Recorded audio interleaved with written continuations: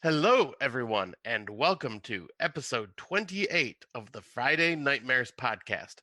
On this episode, we will be discussing franchise remakes and comparing them to their originals.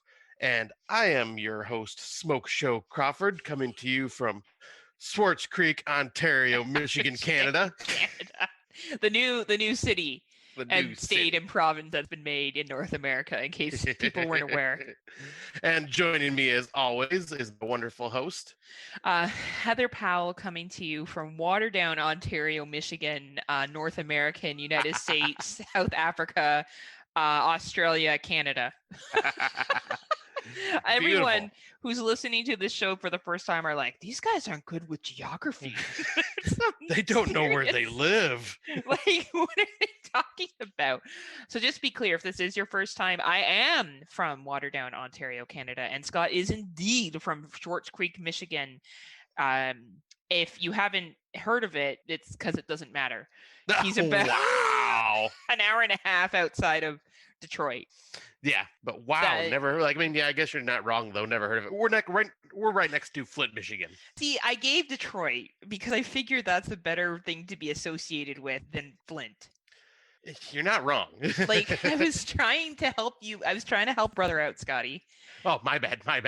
You're like, no, I live near Flint. I want everyone to know that my water sucks, just in case you were unsure. Hey, my water doesn't suck, smartass. You know that.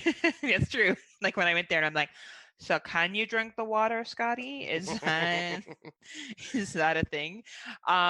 So here in Ontario, we have opened up certain populated areas to go out to restaurants. So I did that last night, which I'm feeling pretty high on today. And I ordered a liter of cider at this establishment. And like a champ, I drank the entire thing and then some. Because that's how I roll.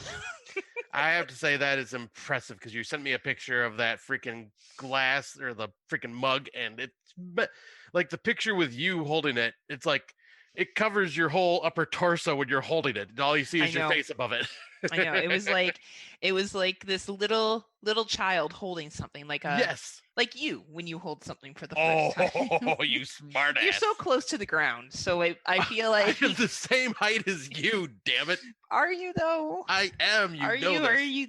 It's been over a year since I've seen you in person. Oh, so I've shrunk. You haven't shrunk? That happens as you get older, Scott, by the way. You begin to shrink. So I'm just not sure in this last year. That's it. I quit. So we're taking applications for another host for the podcast.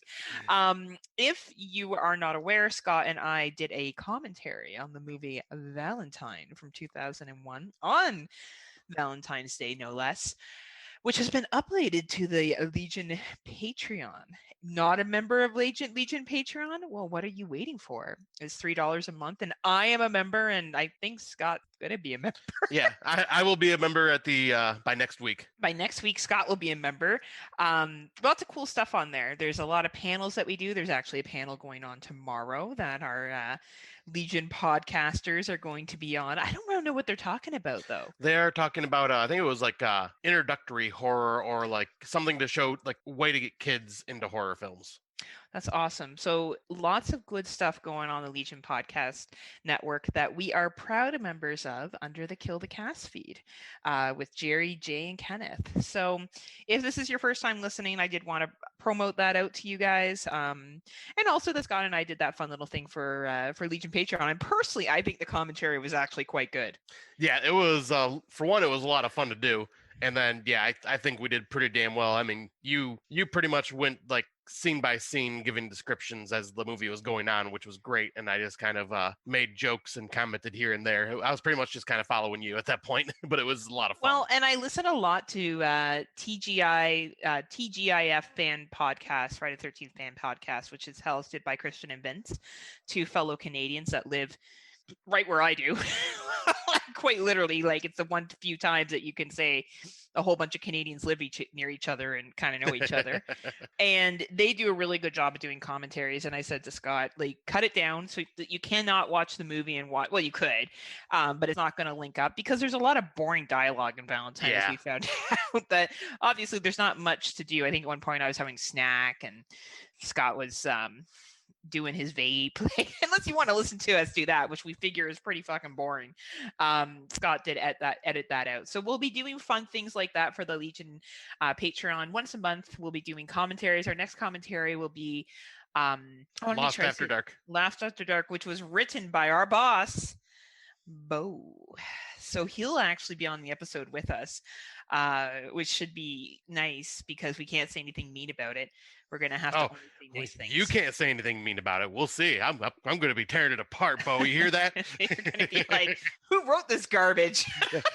What the hell? Who wrote this type of dialogue? Jeez, He must Bo. be from some southern dude that lives in Tennessee." And Just like kidding, Crackle Bo. Barrel. We love you. Don't fire me. Yeah, just Scott. Don't fire Scott. But yeah, we're going to be doing a lot of fun things on the Legion Patreon. So please, if you're not a member, it's $3 a month. And what I actually really liked about it was that I was able to select Canadian for nice. the $3, which is always nice when that happens. Yeah, that's very rare. And I don't have to do the fucking conversion. Yeah. But what's going on with you, Scotty? I'm missing movie theaters. I don't know about you, man, but it's starting to really get to me. Yeah, I'll say because I think as everybody knows, the theaters are open here, but there just hasn't been anything worth me wanting to go see lately.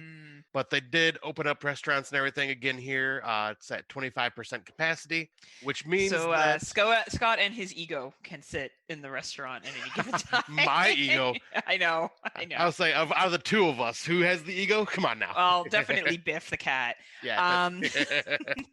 But now that the restaurants are open, I'm not sure on the rules with theaters, but I'm hoping that they're allowing sales of concessions and allowing you to eat in theaters and stuff like that again, because we weren't allowed to do that before that. Oh man, see, that's the whole theater experience, is me eating popcorn like I'm a starving person that hasn't ate in 15 years, right? And stuffing it into my face and then sipping soda or pop, whatever part of Canada or United States you live in and how you call it. Like, that is like my whole movie going experience, is looking like a slob eating. Right. Well, and also it's like the concession stands, like that's how theaters make their profit.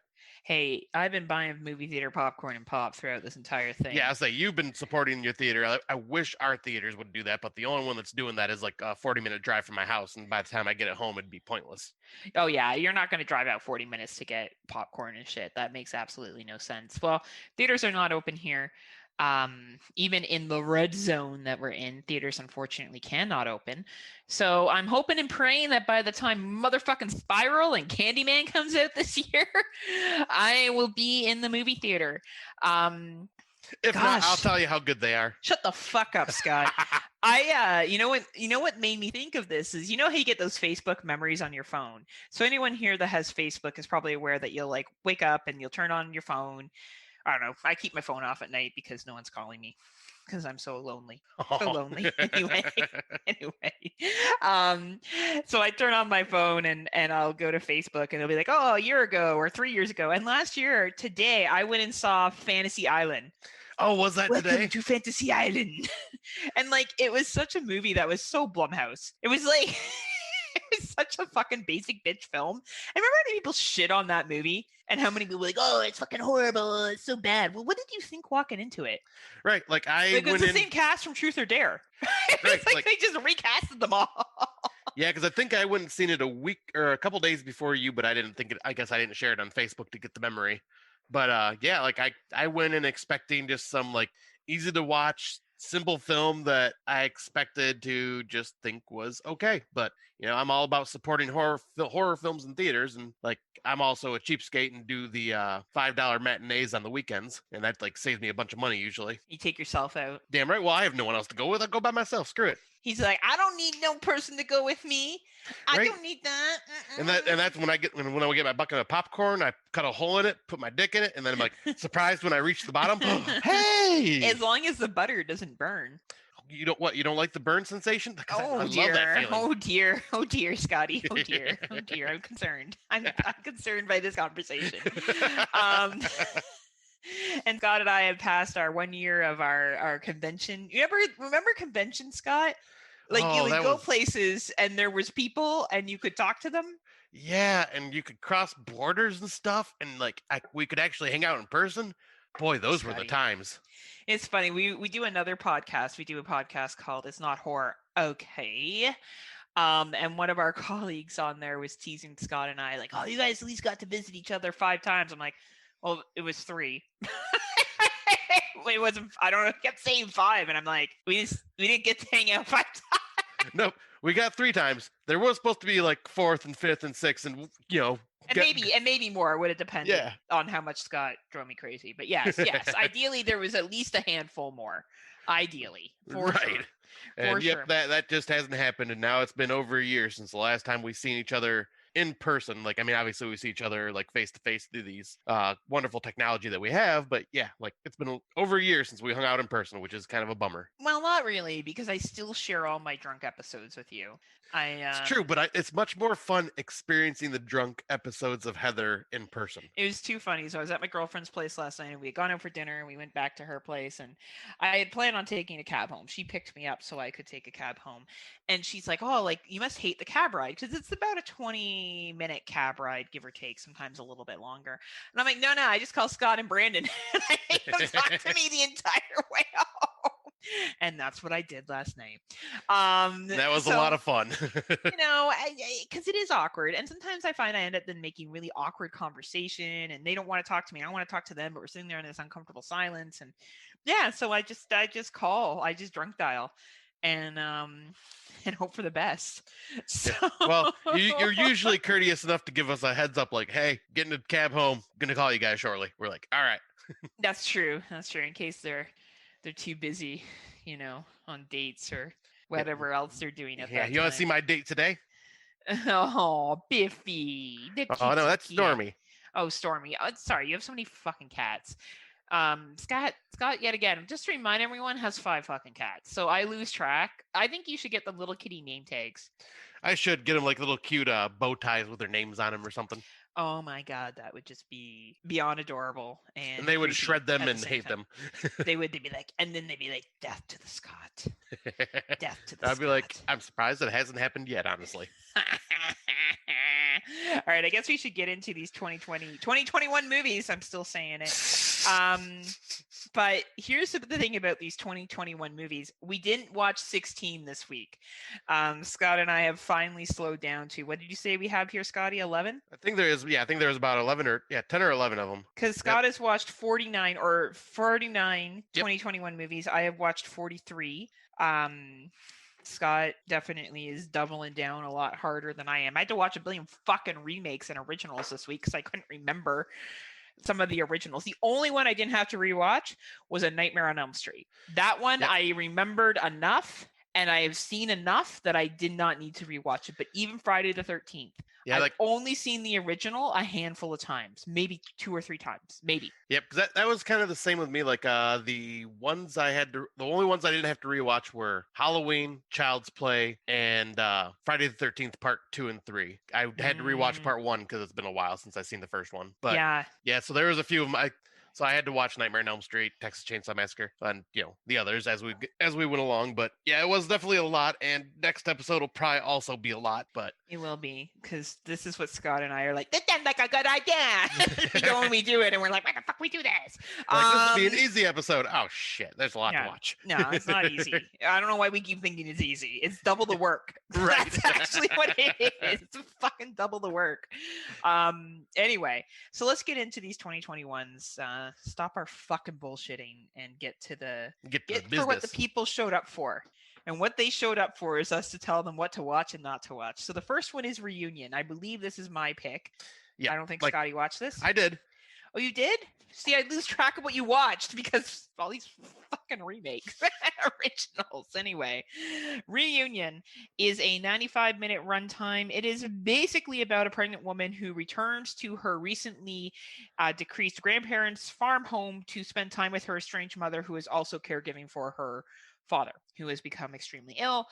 And some crazy shit happens. There's a lot of flashbacks in this movie. There's a lot of kind of time jumps back and forth to, what happened in the past, what happened now. It is a little bit of a complicated plot line. It's a very artsy film. I warned Scotty that I did not think this was going to be his jam. You know what Scotty said? no, Heather, I'm going to watch it anyway. And I was like, Scotty, it's not going to be your jam. And he was like, no, Heather, I'm going to watch it anyway. And then I was like, I give up because he's going to fucking watch it anyway. And then he watched it. He was like, this really isn't my jam. And I was like, oh my God. But I found it entertaining, but this is very much a slow burn. You really got to like plot development. You really got to be paying attention to the entire film. If for some reason you think you can do multiple things while watching this, you will miss something. Anything you want to add, Scotty, on this one? Yep, because I originally, because I was about halfway through the movie when I'd messaged you going, yeah, I don't think this is my jam. But then the third act hit, and I'm going, okay, I like this more. It is one that I want to go back and rewatch because I was working while watching it, so I know I missed parts. But you are right; it is a very slow burn, very dialogue heavy. Like it's just more atmospheric than jump scary, and like it's still really well made movie. I can appreciate the hell out of it, but it is very slow, and I do like slow burns, but I need like a little bit more to keep me paying attention. Yeah. And at the same time, since I was working, I wasn't able to pay much attention to it as much as I should have. So it's something I want to give a rewatch to because I think this is a well done movie, well acted, and that third act was awesome. So I want to like kind of go back and just kind of piece everything back together. Well, you heard it there. We both recommend that you watch it if you enjoy the slow burns. It is available on Amazon Video for the United States, DirecTV for the United States, YouTube for the United States, and Fangoria Now for the United States. You should be able to find it on YouTube in Canada as well. It is worth a rental price. $3.99 I think is decent, as long as you like what Scott and I have talked about. If that is not your jam, then you may want to skip this bad boy because it may not be the right fit for you. And the next one is A Nightmare Awakes. It's a Shudder original, I believe. This took me a lot to get through. It's the story of the creator, Mary Shelley, of The Summer. It kind of gives a very creative historical retelling of The Summer in which she wrote the novel Frankenstein. Okay.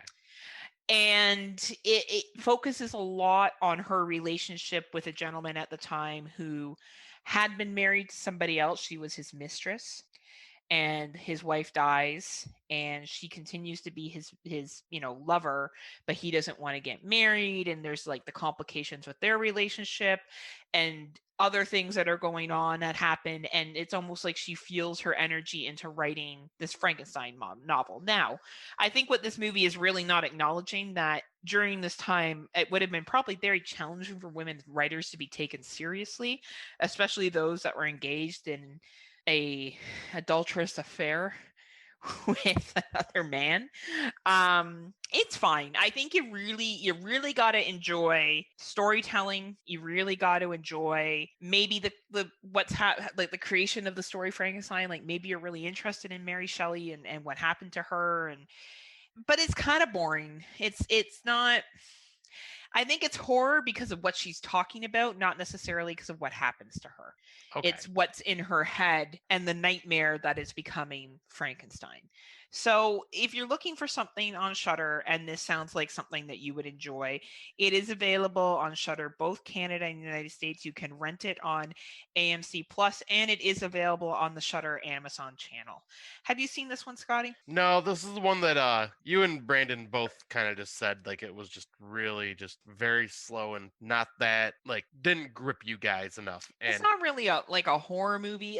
It is. I get why Shudder has it on there because it's telling it's an over sensationalized Lifetime documentary. That's what it is. And that's fine if that's what you dig.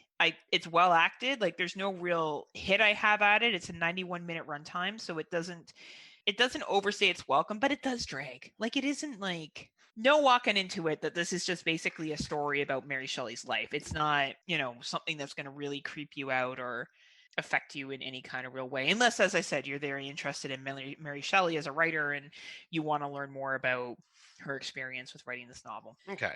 And I believe the next one is also you, and I have not seen. Oh man, now this was a Lifetime movie. So this movie is called Unfollower. It's a 90-minute runtime. It's about a woman who is a fitness model or fitness trainer. She has a YouTube channel as well as a regular full-time job, and she ends up getting a stalker. and they kind of try to do this red herring of who the stalker could be. They jump through a lot of different characters to think of who the stalker might be, and eventually it's someone that you kind of imagined it was from all along. And it's it's very like,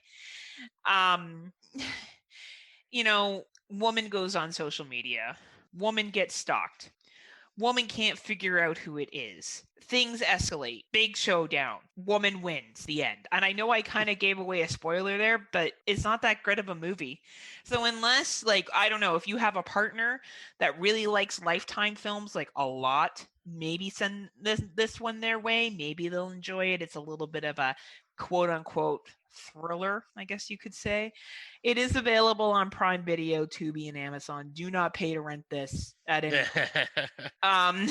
If you are going to suggest it to someone, they should watch it for free. It is not worth any kind of rental fee. So, Yeah, because I seen the trailer to this one and I was like, pretty much like, yep, this is a Lifetime movie. it was one of the few that Scott didn't watch, which Yeah. says something because he watches a lot of shit. So, Hey, I just call a spade a spade. none of this on here is actually shit, just to let you know. Okay, next one. All right, so the next one you and I have both seen. Your girlfriend was in this Yes. with her but horrible Irish cut in and out, or whatever it was. Not Irish. it was Kiwi. Was it Norwegian? Yeah, Kiwi. Accent. Oh my god, it was painful. Anyway. All right, so yeah, the movie we are talking about is Sacrifice, starring Barbara Crampton. The story is Isaac and his pregnant wife visit a remote Norwegian village to claim an unexpected inheritance. The couple finds themselves caught in a nightmare when they encounter a sinister cult that worships a sea-dwelling deity. And yep, this is a Lovecraftian horror film.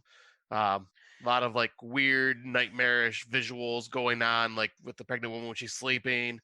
A lot of like deep voice talking, like that you can't understand. It's like a different language, but it's like,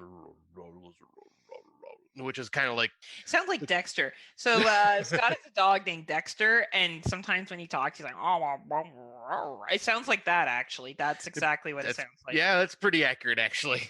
But yeah, like Heather said, Barbara Crampton, like I love her, but like a lot. Scott loves her. Well, like, a long time. It's kind of gone. It's kind of simmered down a bit, but I still really like her. Like I watched a lot of stuff that she's in, and most of the movies she's in are really entertaining and good. However, she plays a sheriff in this, and she's supposed to be a New Zealand local, and yet her accent is constantly in and out the entire movie. But other than that, like the Lovecraftian story and everything that's going on in this, I really did enjoy. Wouldn't say it's absolutely amazing, though I do have to say I had messaged Heather about this and said, I have a feeling from here on out, any Lovecraftian horror film that comes out is going to have purple and green lighting just because Color Out of Space did it, and that's now going to be the new thing to call it a Lovecraft film. Because that's all you need to do. Purple and pink lighting. Because it was just pointless. Like the lighting was like made no sense because it's like they're in the house, and for some reason the lighting is purple all throughout the house. Like the outside, there's a purple glowing moon, but there isn't. There's no reason for it to be purple besides you just wanted to make it purple. And same with like the green lighting. There was no rhyme or reason to it. But all that is saying aside, I think this is at least worth a watch. It's quite entertaining, especially if you're a Lovecraftian fan. What did you think, Heather? I think there's a big thing right now with taking big stars from the 80s and putting them in low budget films and using that as a draw. And I think there's 2 films on this list that did that. I think that it's very much a cult film. Yes. It reminded me very much of The Wicker Man. So I'm not going to give it props for individuality. I will say the acting was decent enough for all the characters that were in it. The low budget amount of it, like it's not a super high budget movie. So for what it was, I thought it was decent. I thought Barbara Crampton was fine. Like her accent sucked, but otherwise she was fine. Yeah. I think for a free watch, it's great. I don't think this is worth a rental. I really don't. It's available on Redbox, Amazon, and Microsoft Store, sorry. Yeah, I think unless you really enjoy cult-like movies, maybe $1.99 rental, maybe. But yeah. Yeah, for me, I would say it's like for sure worth a rental if you can get it for anywhere between $1.99 and $3.99. Other than that, I think Scott's on his own on that one. I don't think it's. I think it's very predictable. I think if you it's watch this predictable, movie for but it's still 20 minutes, enjoyable. you know what's going to happen. I will admit the ending kind of surprised me at one point, but made a lot of sense too. It was all right. All right. 87-minute runtime. I will say it doesn't overstay its welcome. Yeah, it's an easy watch. It's an easy watch. I just don't think it's anything to write home about personally. Yeah, say like if you're looking for something to be in your top 10, this one. Yeah, this is definitely not going to be something that I would say to you run out and watch. Now, probably the biggest surprise so far this year is our next one. Yeah. Do you want me to take this one? Yeah, please do. All right. So Heather and I ended up doing a movie night like we usually do, and we did Netflix's original Red Dot, which is a story about a hiking trip to rekindle their marriage. A couple find themselves fleeing for their lives in the unforgiving wilderness from an unknown shooter. This is pretty much the couple that goes on vacation. It's all like winter weather, so we're like, oh, this is like a survival horror film. Okay, we're on board with this. Well, the first half of this film, we were both just like, oh fuck, these people are making the dumbest decisions ever. This is well, and it was just such a basic paint by fucking numbers survival film. I was just like, oh, like everything was over the top, and the reactions of all the characters were over the top. Everything was over the top, and I was just like, fuck, when's this movie gonna end? You checked the time like 3 different times in the first half. Yes, up to the 45-minute point. Yeah, and but I was gonna say comes. because we thought this was gonna be another Outback. With how bad? Oh my god, it was like so how bad. we were feeling. It was like Outback with snow. Yeah, but I will say, like Heather said, once you hit that 45-minute mark, if you can make it to that point, stay for the rest of the movie because this twist happens and it just goes a whole different direction and really shot up my rating compared to what it was because I was not going to recommend this at all, and now I would recommend it because absolutely, like and it's a free watch on Netflix. Like I think everyone that we personally know that gives ratings has given it a 3.5 on Letterboxd, and I think that's very fair. I think for me, I'd probably give it a 3, but it's an entertaining film. The twist in it is worth it. And you may meet people that have different opinions of the outcome. For example, Scott and I had different opinions of the outcome than Brandon Orlick did. Yeah. So it's actually a really good talking film too, on whether when it comes to moralities and stuff like that. So it's an entertaining free watch, and for Netflix, which is the only place you can find it, Netflix, everywhere Netflix, it's worth it. Yep, I'll say just make sure you get through that first 45 minutes and then you'll be pleased by the twist. Absolutely. It's definitely an easy watch. So, next one, you took Wrong Turn out. Yeah, because we're going to be talking about it in the main topic. Yeah, I put it there so I could still mention it. Oh, okay. Well, we can mention it. I assumed. Now we're not going to. We'll save it, Scott. All right. The next one is Await the Dawn. This is it doesn't have the runtime here. I believe it's a 90-minute runtime. Not many people have watched this movie yet. It's not even really had an official release because we saw a screener. It has Dee Wallace in it, which, and Bruce Davidson, which some people will probably remember as well too. He's been in a fair amount of stuff. Very, very interesting film. Very low budget, but very good. Yeah, I was going to avoid this one because I just this looks way too low budget. And then you had said, I think you should check it out. And so I watched it. And yeah, I'm glad I did. This was for a very low budget indie film. This was really well done. Especially I have to give props to the child actress in this. She was excellent. She was fantastic, and she legit was creepy. And she even delivered some one-liners that were kind of funny, just with her exasperations with dealing with the people in the RV. Absolutely. Yeah, she was a talented young lady, and I think that to play the role that she played here would have taken a fair amount of maturity for a child, and I think she did a really good job of it. It is low budget. You're not going to get, the best acting ever, but you get some decent delivery of lines, and it flows, and I definitely think it's worth a rental. Like $2.99, Yeah. $3.99. I think it's definitely worth a rental. Yeah, because it's even got some pretty good practical gore effects as well. Like the story was pretty cool. Like I thought I knew where it was going originally, and then it went a completely different route. And I'm like, oh, all right. And so yeah, it was quite entertaining, I would say. Absolutely. Yeah, so check it out. It should be available on YouTube, Prime, all that kind of stuff coming soon. And if you do have to pay for it, I would recommend paying for it. Yep, same here. And the next one we will talk about. I looked on Letterboxd and it says it's not available anywhere, but I actually checked and it is. This one is available on Amazon Prime. Not Prime. It is available to rent on Amazon. To rent on Amazon. Okay. And that movie is called The Sinners. 7 girls start a cult where each of them must embody one of the 7 deadly sins. They realize there's more to their religious town after they go missing one by one. So this was a very kind of like a teen style horror film that kind of skirted the lines of The Craft. And I would say like that all the actresses in this were really good, and it's kind of that story of them all being really raised in a Catholic school, and of course they're rebelling, so they're doing the 7 deadly sins is what they're being called by It's all a Canadian movie too. There's a lot of Canadian actors in it. Yeah, I didn't even know that until you said something. I thought that was awesome. I recognized a couple of the Canadian actors from so Prime has showed me specific Canadian horror movies right now on my Prime. So I've been watching Made in Canada by Canadians, for Canadians. Canadians, because I'm actually, Vince brought up a good point of this, and I feel like most Americans aren't aware of this. Vince from TGIF13 is that in Canadian media, 50% of the content that's put out has to be Canadian. So 50% of the music that's played on the radio needs to be Canadian. 50% of the movies that are distributed needs to be Canadian. We have the Canadian broadcasting standards and stuff like that. So it's actually a pretty high amount that needs to be Canadian content.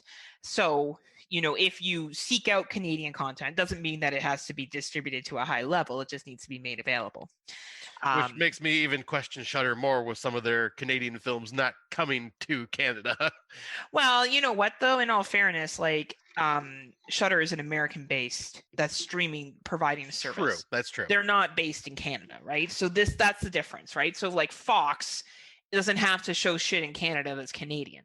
It's if you're a Canadian network that you have to show it, or your company distributing films in Canada.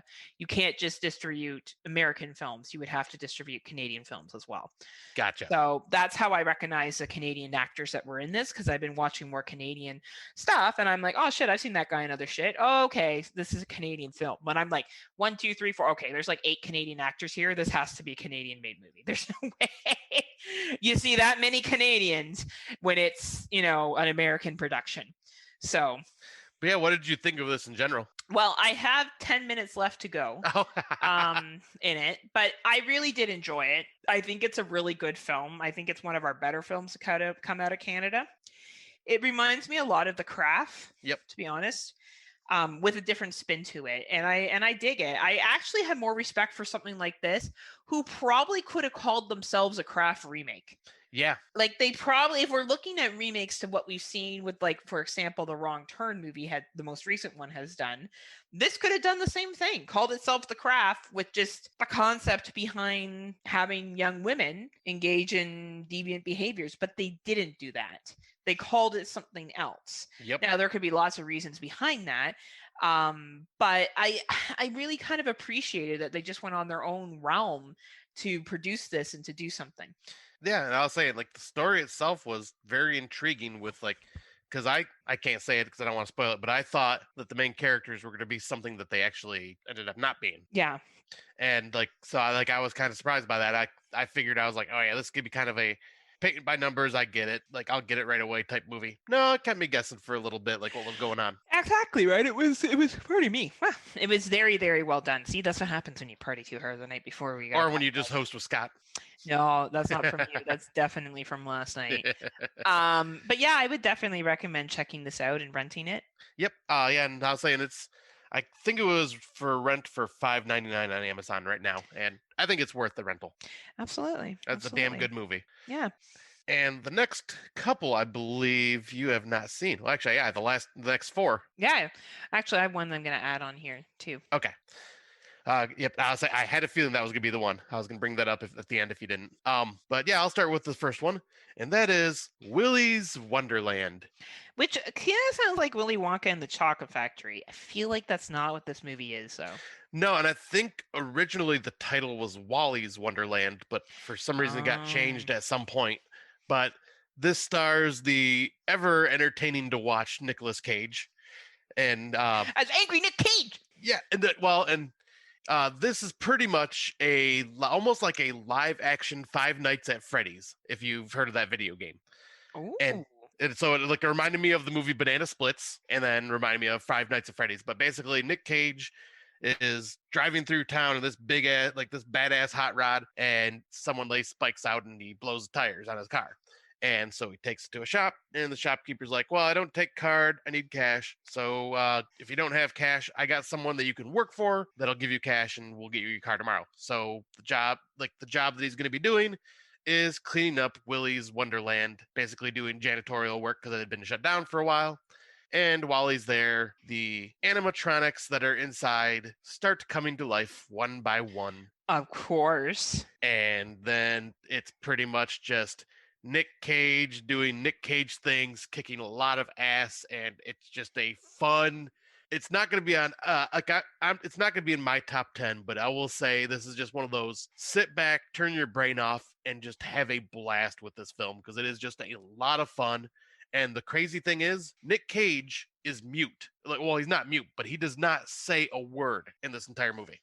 Ooh. And it's just his face. It's just his facial expressions and then like grunting noises and stuff like that. But like, it is so freaking hilarious and entertaining. And the animatronics actually reminded me of Showbiz Pizza. Like, I don't know if you had Showbiz Pizza in Canada. No. I don't even know what that is. Okay, Showbiz Pizza was a place where like, kind of like Chuck E. Cheese. Do you know what that is? Oh, of course I know what Chuck E. Cheese is. Yeah, it's basically Chuck E. Cheese before Chuck E. Cheese was a thing. We had a thing called Showbiz Pizza, and Chuck E. Cheese took over eventually. And like, I think Chuck E. Cheese was before Showbiz. Like I think Chuck E. Cheese has been around a lot longer. I mean, it might have, like, because I would say this was like early '80s that Showbiz was around, and Chuck E. Cheese didn't show up till like late '80s here for me. And maybe in Michigan, but yeah, that's what I'm the saying. World's big, Scott. I know. That's what I'm saying. I'm not sure like which one came first, but that's what I remember. Listeners, why don't you vote in on this very important topic of who came first? What was it, Showbiz? Yep, Showbiz Pizza. Showbiz Pizza or Chuck E. Cheese? Because really, this is what's important.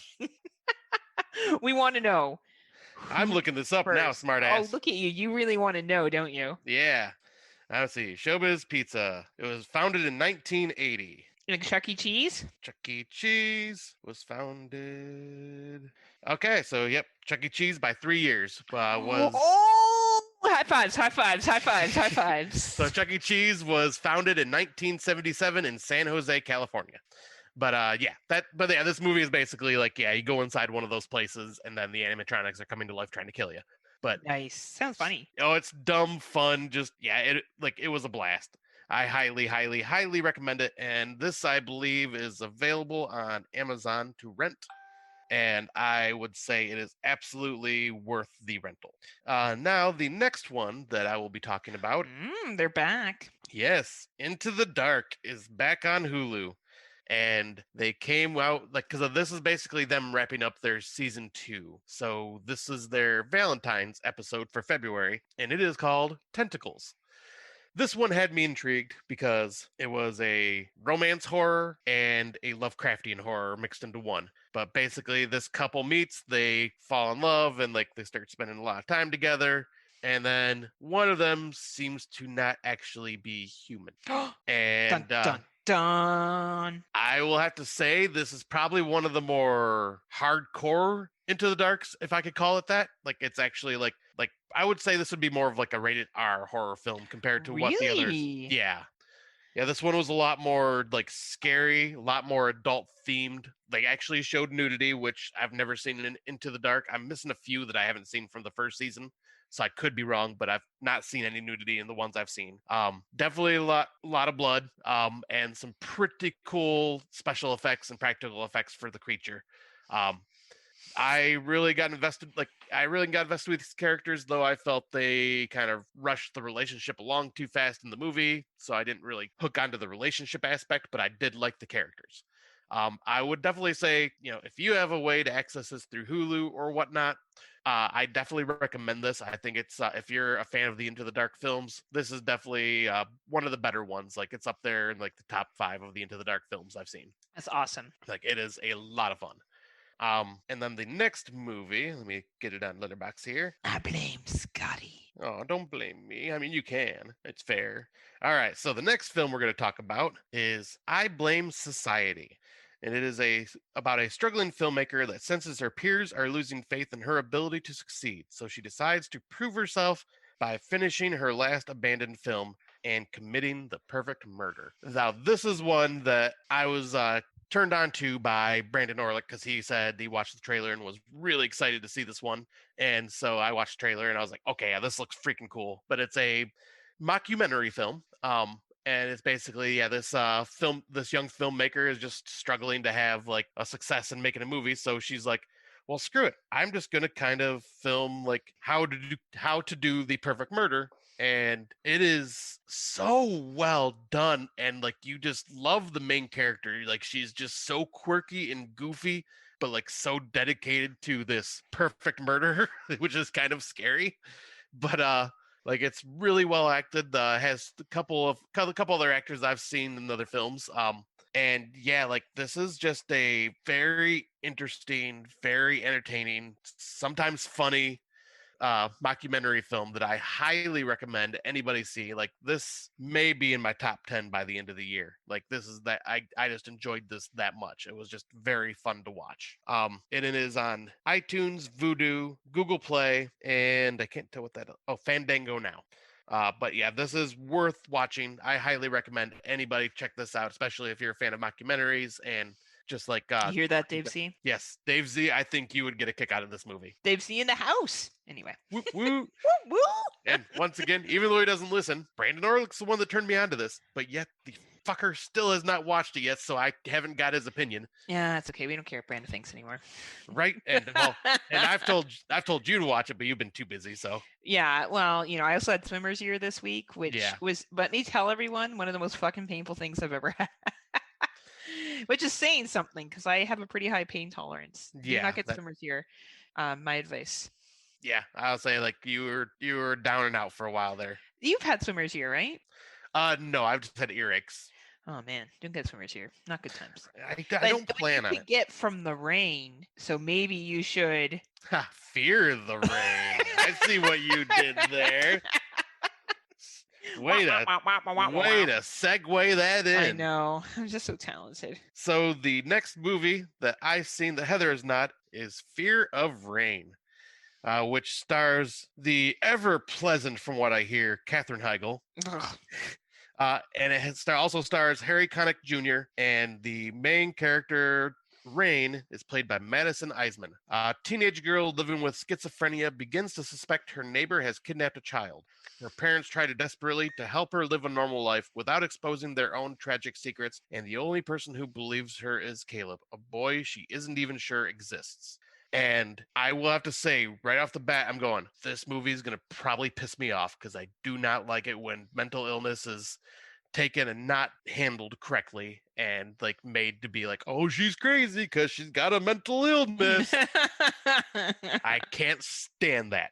But I will say this movie came as a fucking surprise, because this movie covered schizophrenia in such a realistic way that, like, I just felt for this poor character, like the stuff that she's going through. And it literally shows like how much stress and everything it is for the parents who are also wanting to help her, wanting to believe what she's seen, like, and just kind of working with her. And it's like, and it just shows like the struggles of day-to-day life with these two people, with the family and her.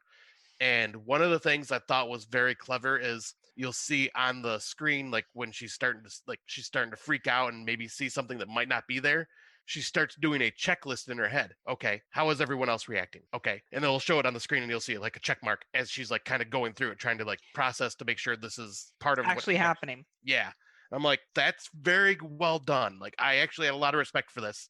And the story itself, like besides just covering the topic of schizophrenia, which I thought was amazing and well done, the story itself I thought was also really well done, blending all this together because it kind of gives you that Fright Night, Rear Window, Disturbia vibe, Oh, and cool.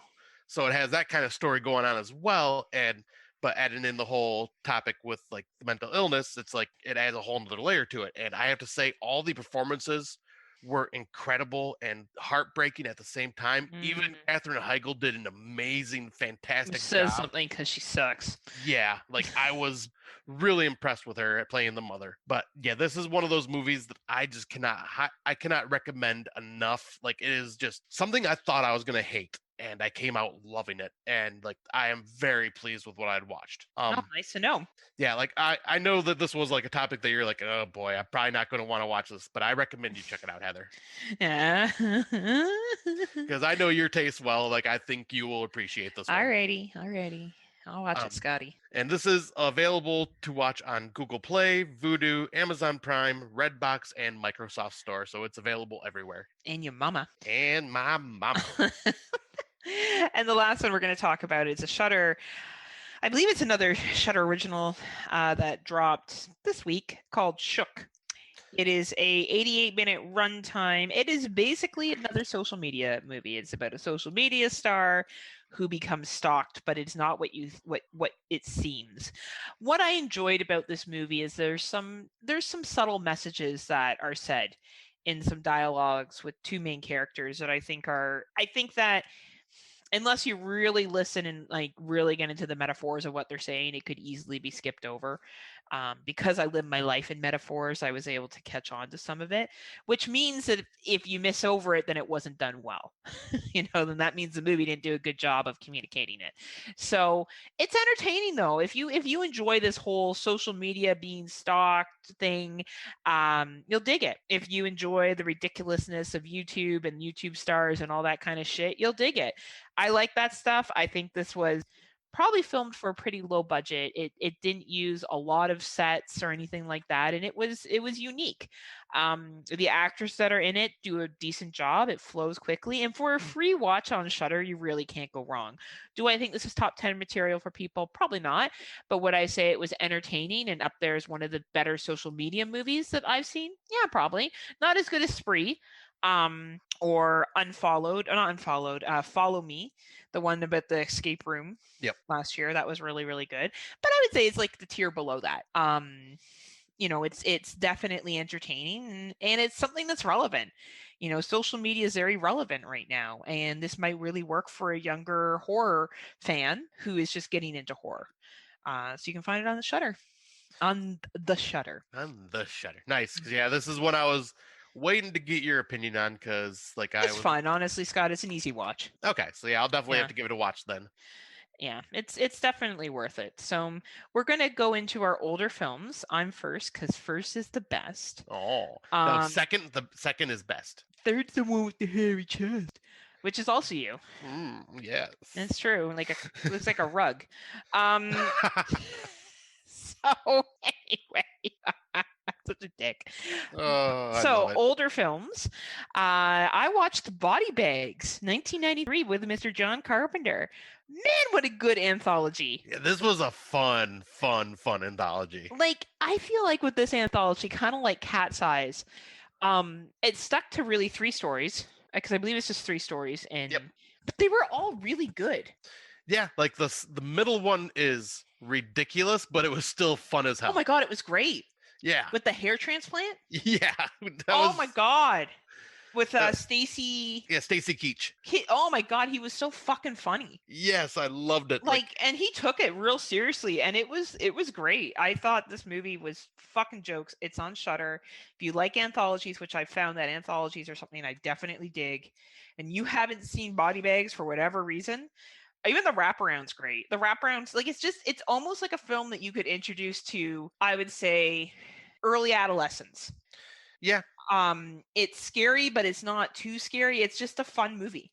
Yeah, it's very really fun movie. And John Carpenter and his wraparound is very tongue in cheek. Reminds me of he was doing his best version of the Crypt Keeper, basically, and I Yeah, he was loved it. great. He was really funny. It was definitely worth watching. I finally, to our next one here, finally watched an Italian horror film that I liked called Yay! Deep Red 1973. Dario Argento. Yeah, Argento. Yep. Argento. And I forgot, I do like Suspiria. I've Yes. seen the original Suspiria, and I like that too. So I got to give a shout out to that. But that was not a first time watch this year. I did see that film for the first time last year. I really dug this movie, Deep Red. It's a great kind of giallo slasher, I guess what it's supposed to be. Yes. I really didn't know who the murderer was. I was kind of surprised at the end. It's 127 minutes. It feels like 127 minutes, but not in a bad way. Like in a way that it makes sense with the plot and how it's been developed. So, finally found a 1973 movie that I liked. Yay! Finally found an Italian movie that I liked. So, Yay! we're going to continue to go down this good fight. And finally, I watched All Hallows Eve 2. That was fun. Yeah, I had avoided this because people kind of were like, well, Art the Clown's on it and not that good. I thought it was actually great. A lot of short stories, though. Mm-hmm. Yeah, this one had a lot. A lot. Scott drinks his overly massive iced tea that he got that looks like it could feed a family of 8. All right, everybody, take your sip of the iced tea and pass it around. All I gotta say is this massive size right here probably has enough caffeine in it to what 1 cup of your Starbucks would. So, well, do you want to make states like this? You already got wrong about Chuck E. Cheese today. Do you want us to now look up the caffeine in your big gulp to my fucking coffee? Well, you could talk about All Hallows Eve too, and I will look that up. I could be wrong about something else today. Fuck off. But yeah, so I felt like there was a lot of short stories in here. So there was a lot of directors, yet again, like this is almost a little bit like ABCs of hidden horror. You got a lot of samples and none of them really connect to each other. And the wraparound doesn't really connect to anything in the stories. It's more just, a character that's delivering this videotape, and the chick isn't nearly as likable in the wraparound as the kids were with the babysitter in the first one. But I like anthologies. So because I like anthologies, I was definitely able to handle this one and enjoy it for what it was. Now, Scott, can you stop Googling whatever if you can't find the answer, then you can't find the answer. I just won. Why? I won. Okay, so tea has 25 milligrams of caffeine. Okay, but how much milligrams is in that? I don't know, but coffee has... So you haven't measured the amount in the big gulp. But coffee has 95 milligrams. I win. No, because if my coffee was smaller than that big gulp... It would still be, I still win. I feel like, you're just trying to justify your big gulp for a family of 8 that you purchased today. Damn right. I validate this for myself, and I consider myself a winner. A winner. Winner, chicken dinner. All right. Well, winner, why don't you talk about these winner films? All right. So the first movie, kind of like Heather doing her trip down the 70s Gialli, I am doing the trip through the Hammer horror films, and I was talking to Brandon Orlick because I was like, look, I am just not feeling these Hammer horror films. I respect them, but I have not found one that I really enjoy. So he gave me a few suggestions. So I checked out his first suggestion, which was Twins of Evil from 1971. And this one is, while dabbling in Satanism, Count Karstein resurrects Marcella Karnstein, who initiates him into vampirism. As a rash of deaths afflict the village, Gustav, the head of Puritan group, leads his men to seek out and destroy the pestilence. One of his twin nieces has become inflicted with the witchcraft, but Gustav's zeal and venom has trapped the innocent Maria, threatening her with a torturous execution, while her sister is running free as a vampire.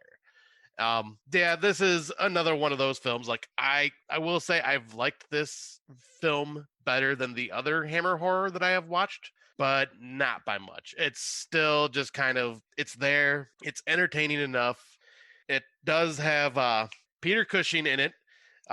So yeah, you need to think of like Cushy. Yeah, Cushy. Cushy. Like when you sit down on the couch, you want it to be cushy. Cushy for my tushy. Right. But he's in this again, and this time he's not playing like the vampire hunter. He's just like literally kind of like a witch finder general, just hunting down witches and burning them at the stake, or falsely accusing women of being witches and killing them that way. So that whole concept and idea I talked about in the last episode. I do love that dark part of history. But yeah, this one was better, but still just okay to me. I'm gonna continue. I got some suggestions from Xander Kane, or that I'm gonna check out at some point, and hopefully between him and Brandon Orlick, I'll find something that I really dig in this universe of Hammer horror. Awesome. But the other one I decided to check out was from the 100 Hidden Gems from the Horror Cast, and it is another 70s flicks. And this one is The Little Girl Who Lives Down the Lane from 1976. And this stars a very, very, very young Jodie Foster and also Martin Sheen. And Jodie Foster is this young little girl that is living by herself, but she is basically telling everybody that her father is there at all times, but you don't really know why she's saying that. And Martin Sheen plays this really creepy pedophile type character. It's just really gross. But I have to say, this movie grew on me because at first I was like, oh, this is not too bad of a film. But then as the days went by afterwards, it just stuck with me. So it just kept going up for me more and more.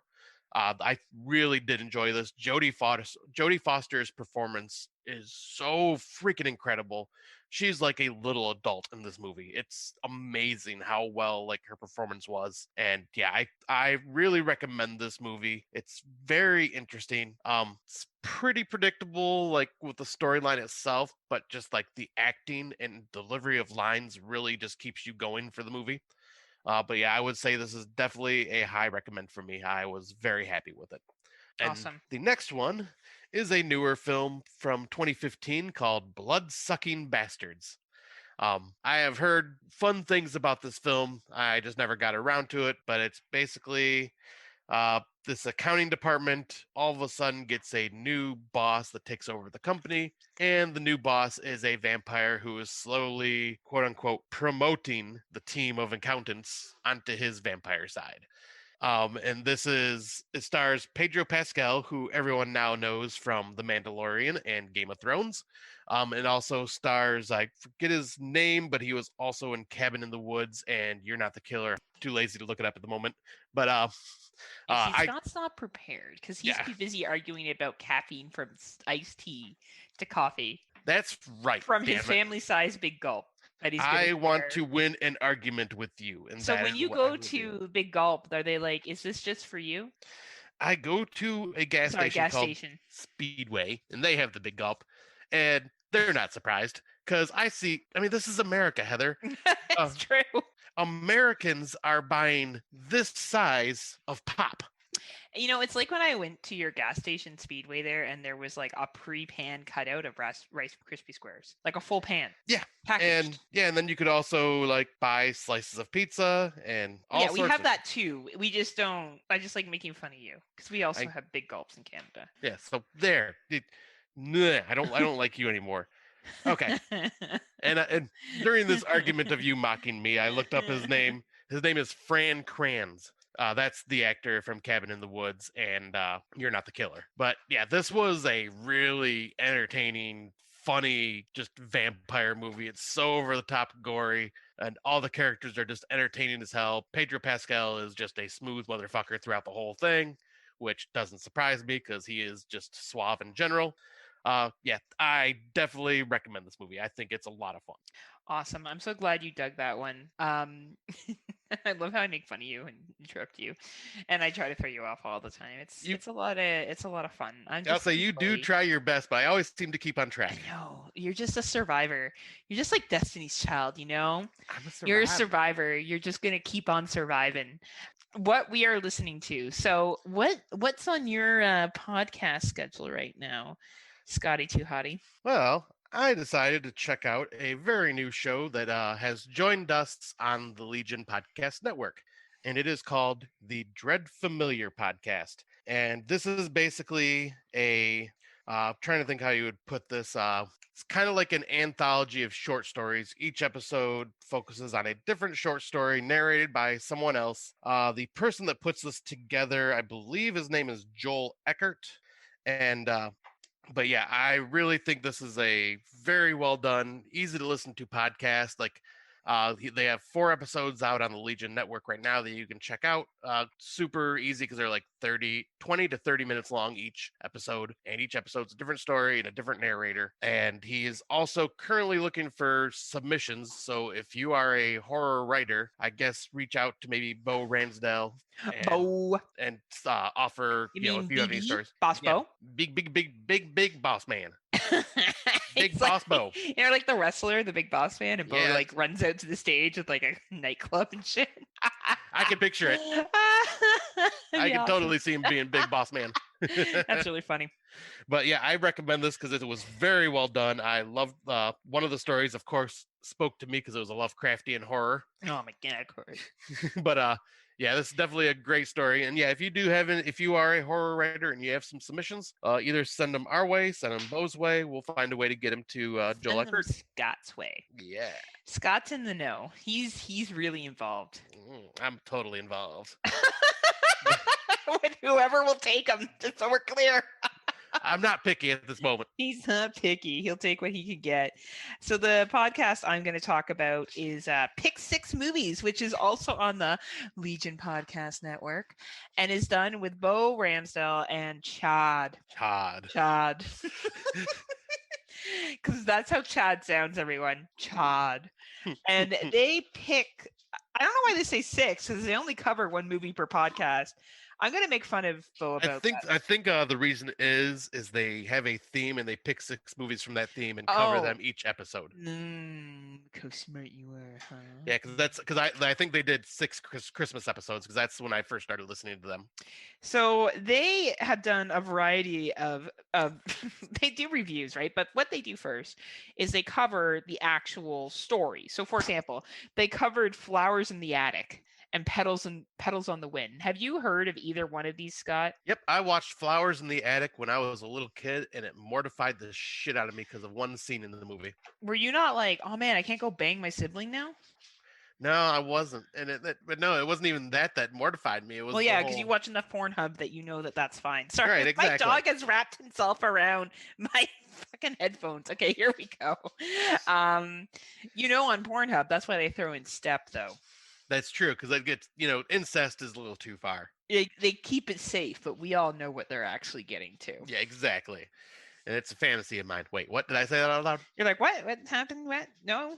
Tim Davis? What? Oh, Tim Davis. Now we're talking. And That's I'm your hard. fantasy. That's your fantasy. And I'm wet. But yeah, so anyway, they cover this film. So they give the whole history around the development of the novel, the author, and then they do a review of it. And it's pretty funny. Yes. For example, in this review, they talked about how Catherine, the main character, goes to the second best ballet school in New York City, and needs to audition and shit to get involved in it. Like it's really dry sense of humor, but it's great. Like they're fucking jokes and they're awesome. So if you haven't listened to them by now, what are you waiting for? They're up to season 14, like some weirdos. Season 15. Who makes that many seasons? Weirdos do. Bo, the man who doesn't stop. Oh, look, my name's Bo. I run a network and I have so many podcasts. Anyway, but it's a great podcast. Check it out. It is a lot of fun, and I do have to say, I'm still salty at Bo for destroying Christmas Vacation for me because it's one of my all-time favorite Christmas movies, and he just tore it apart. Him and Chad both did. Like they said, this movie's fun, but they just still destroyed it. and the sound production behind that show is just out of this world. So even if you're listening to How to Podcast Well, I honestly, as much as we're making fun of Bo and Chad, it's because they're really fucking good. Like you want to listen to a high-quality, well-researched, well-produced show, you listen to Pick 6 Movies and you're going to be quite impressed. So yes, please check them out. They have lots of different themes. They got 15 seasons under their belt, for goodness sakes, because they're ballers. So yeah, and all the best to Friday the 13th, who has been picked up by the Dread Central. Yep, Dread Central has picked up Friday the 13th, so they are leaving our network to go to them, which it's amazing news. Yeah, all the best, guys. I've enjoyed listening to you. We'll continue to listen and support you. Wish you all the best with that. So, Yes. we are going to take a short break. We are going to hear from our many, many, many Legion, or one of our many, many Legion podcast family members. And after these messages, we'll be right back. Cha-cha.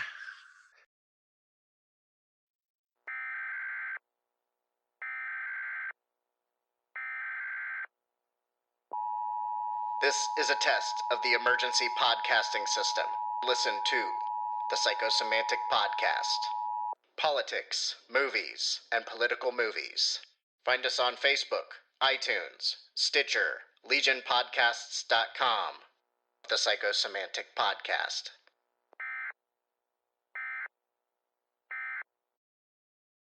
And welcome back. Our main topic for this week will be comparing remakes remakes to the originals. We're doing franchises this week. Next week we'll be doing, I should say next podcast, we'll be doing one-time movies. So movies that were made once and then there was a corresponding sequel. So, but why remakes? And why does everyone get so mad about them more than anything else? So Scott and I plan on making as many people angry as possible with this topic. Yep. So we're hoping that, you're one of those people that tell me that things are untouchable, because everything is touchable with consent. Especially me. With consent. Because we're all about consent here on. Well, anyone Friday can touch me without consent. So you're consenting to the non-consent of the touching. So it's like a fantasy. Yes. Right? So just like some people probably have fantasies that these movies weren't remade, but they were. So we're going to...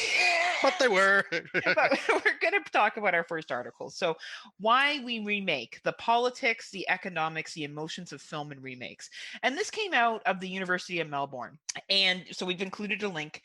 And this is a little bit about an article about why there's remakes. So when it comes to preferred versions of films, Pride and Prejudice is perhaps the most, I guess would probably, even though it's not a horror movie, it's probably one of the most popular ones that has been remade. So most people are familiar with the Jane Austen story. That has been remade several times. What's your version? Which one did you like? Did you like the one with Keira Knightley? Who was your favorite heartthrob, Mr. Darcy?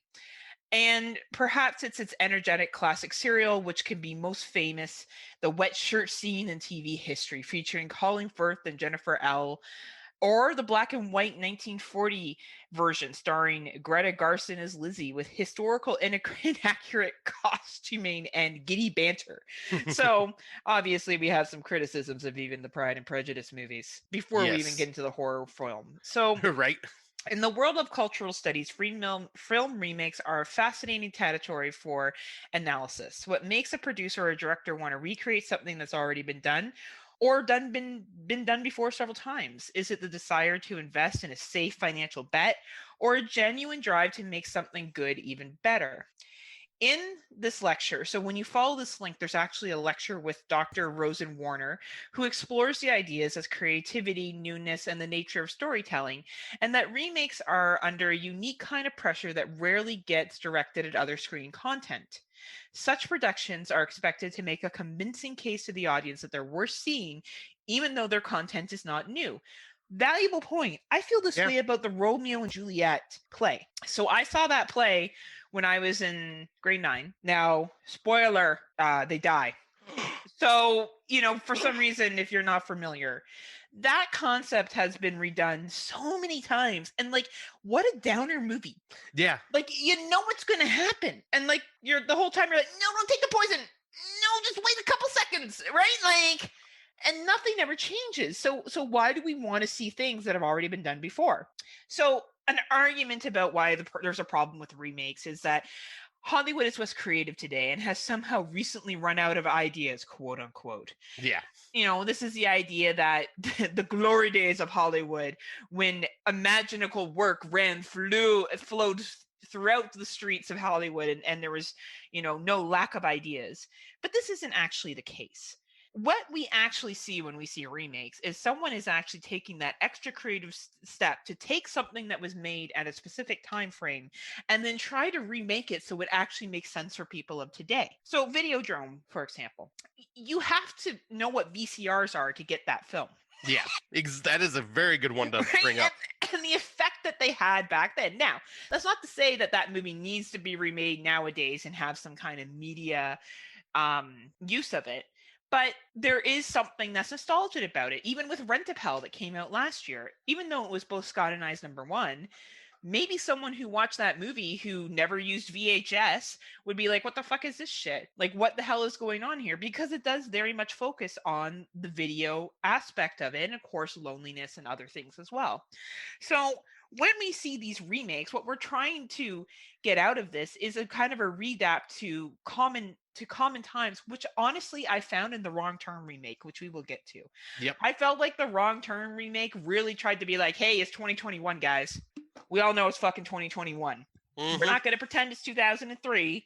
We're going to all acknowledge that it's 2021 and this is the way films are made. So even if we look at, and I know I'm dancing up to very close to this, but if we look at all these remakes, they're the closest ones in years of remakes is the Wrong Turn in 2003 to the remake in 2021. It has the least amount of time, has 18 years. How much has filming and culture changed in those 18 years?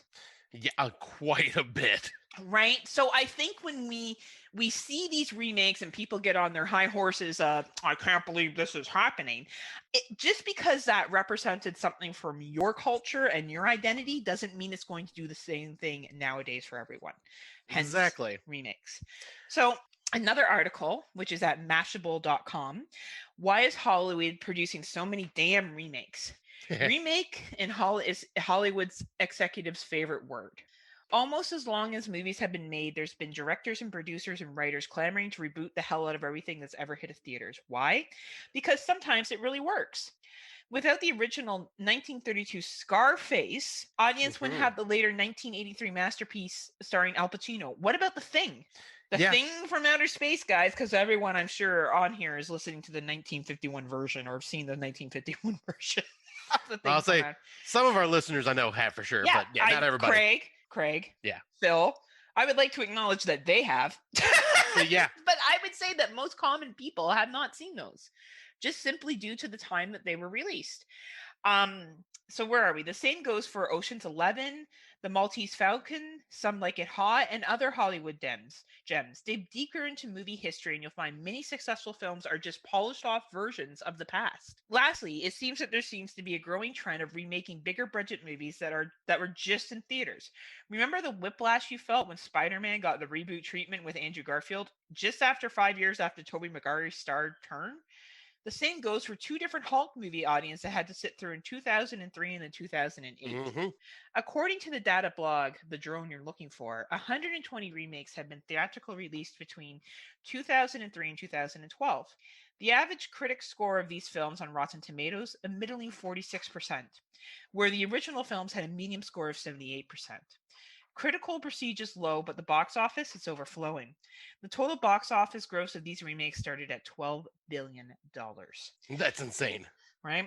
If you do it well, you'll have access to a gold mine, and I'm pretty sure studio bosses like gold mines. Yet again, and this is the same way I feel about when people say bands sold out.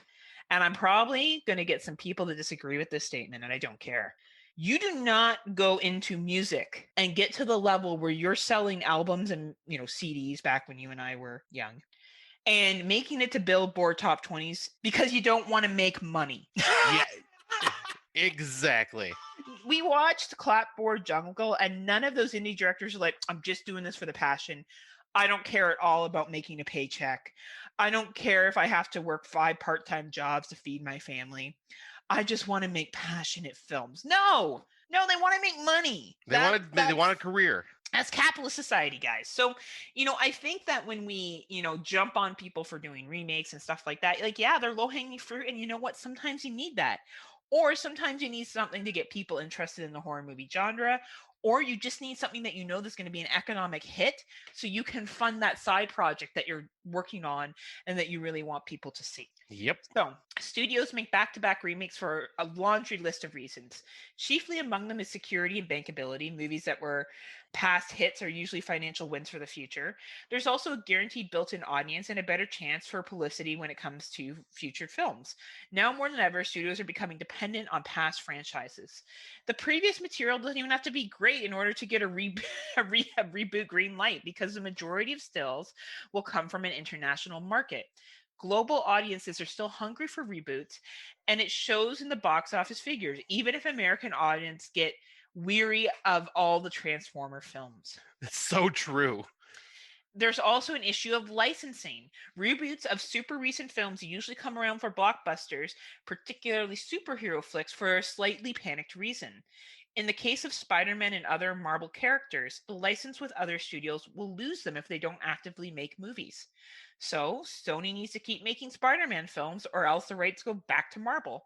And whoever takes the character and makes the film is and who takes the character and makes a film with his parent studio company, Disney. Whether you like it or not, remakes are a great part of Hollywood culture. And then it goes on to talk about 5 recent movies that have been subject to remake treatment. So we stopped it there because really we have our own remakes that we need to talk about that Scott and I put many hours into watching. So we are definitely going to talk about these remakes. But I think it's really important to understand that when a film is remade, it's not a personal vendetta or attack against you. Or your personal beliefs, and you have the ability to not go to the movie theater and watch it if you don't want to. You don't even have to watch it on Shudder or VOD if you don't feel like it, Scott. Exactly. And the whole, like they said in the articles, pretty much remakes are a way to get people's asses in the seats and make some money, or keep the rights. Or keep the rights. Yep, because that's why we had so many different crazy reboots to Hellraiser, because Dimension Films needed to keep the rights, so they had to make a new Hellraiser film every couple of years. And that's just the way it goes. But yeah, I guess we can kind of just jump right into the ones that we're going to be covering, shall we? Absolutely. Why don't you start off with, I think, a great example of how you can make a movie 30 years later almost, and it be a very quality film. Yep, absolutely agree. So the first movie we're going to talk about here is the original classic, Texas Chainsaw Massacre, which was released on October 1st, 1974. Sally, Franklin, and their 3 friends run out of gas while driving to their grandfather's house. One by one, they are tormented and killed by a chainsaw-wielding killer and his psychopathic family. So let's read the remake. I was saying, yep, and then the remake is the Texas Chainsaw Massacre, which was released October 17th, 2003. A few friends are horrified when a hitchhiker shoots herself in their car. Looking for help in a town, they find themselves being targeted by a family of cannibals and a chainsaw-wielding lunatic. So I guess the way we should go about this is kind of how we did with the Asian Ghost Story versus Western remake, and we should talk about just how, what did these two do differently? And because sometimes remakes can be just shot for shot remakes. Yeah. Like Asian Ghost Stories are. Yeah, definitely. I find that these are not. There was nothing that was shot for shot remake. Nope, there is nods to things that may happen in the other films, but yeah, especially in these 2 films, they kept the whole conceptual design of the story, but added Robert or was it R. Lee Ermey as the sheriff in the remake, which you didn't even have a crooked, crazy sheriff in the original. Well, that was part of the family, right? And yes, kind of took over for the other character in the original. There was a man that the hitchhiker. Well, no, not the hitchhiker. There's a man that Sally finds in her journey that she thinks is safe, and it turns out that he's connected with the family. Oh, yes. And I felt like the sheriff was just kind of reprising that role in the remake. But this remake comes 29 years later and is still based in the same time frame. So we haven't moved up. The remake has kept it around the same time frame. I would say the acting from these 2 films are good for their time. Yeah. I bought into the characters in the original Chainsaw Massacre. I got that they were friends. That hitchhiker that they picked up seemed super creepy and did some super creepy shit. And when they kicked him out, It seemed pretty legit. Now they go to Franklin and Sally's grandfather's house, which is where they're staying and hanging out. And they kind of just wander into they go to look for a generator. So the three friends that are with them go out to look for like electricity. I guess there's no electricity in Sally's grandfather's house. No, they were looking for gas for their vehicle. Was it gas they were looking for? Okay. Yeah, because the and gas then they station saw a was janitor. And then the guy was like, "Oh, I'm going to take." You're right, because he was like, "I'm going to take the gas and then leave my guitar." Yeah, as which payment and some money. I was gonna say, like right here is one of the issues I have with the original is a lot of what would happen in this film wouldn't have happened if they just never went to the other house and, for one, just let themselves in the house, even though no one answered the damn door. They're I'll like, say, "Hey, I'm here, bitches." Yeah, we're breaking into your house. Hey, anyone here? Oh, there's a chainsaw wielding lunatic wearing someone's face. Yep. Okay. Yeah, Leatherface would not have known that these group of people were even around if no they idea. did not do that. This was like a stupid decision on their part and kind of their fault in a way. And like the only one that I felt bad for was Sally and Franklin, because they really didn't need to. They didn't even really go over there until they were pretty much forced to look for them. Absolutely, right? When they don't come back and Franklin kind of knew shit was going down from the beginning. Yeah, right. Like he was not wanting to be around much. And I felt like Franklin's character was also redone in this movie, the 2003 movie, only he wasn't in a wheelchair. And I thought it was interesting that Franklin was in a wheelchair. Now, I don't know if that actor was wheelchair bound. Yeah, I'm not too sure I'll have if he to was. maybe look that up, because I think that's an interesting thing while I look up Texas Chainsaw Massacre 2003, because the character that I felt that replaced Franklin was Morgan, who was played by Yes. Jonathan Tucker. And I really felt like he, from the beginning, when I know we're jumping back and forth between the two movies here. So in the 2003 remake, when they're driving through, they're coming back from Mexico, they're all had a good time. They pick up this young woman on the side of the road. She shoots herself in their van. He automatically says, "Let's just drop the body and go." Yeah. Kind of like Franklin is like, after they get rid of that hitchhiker, do you guys think something's wrong with him? Do you think we have something to be concerned of? And they're making fun of Franklin, like, "Oh yeah, Franklin, he's coming for you. I know he's going to come and get you." And Franklin's like, "No, seriously, like, I'm concerned. Like, that guy seemed fucking crazy." And I feel like Franklin and Morgan together, similar roles, but I feel like different characters, but similar roles and very similar impact in the film. And I think they were both kind of the predictor of what was to come. And I really appreciate that. And watching the two movies back to back, I don't know if I would have picked that up otherwise. Yes. You get what I'm saying? Yeah, because they were almost kind of like the Franklin and Morgan characters were almost kind of like the Harbinger character that's always in like the slasher movies, where it's like, the word of warning of what's going on, like, hey, or the words of wisdom, like, let's not be around here, let's get out of here.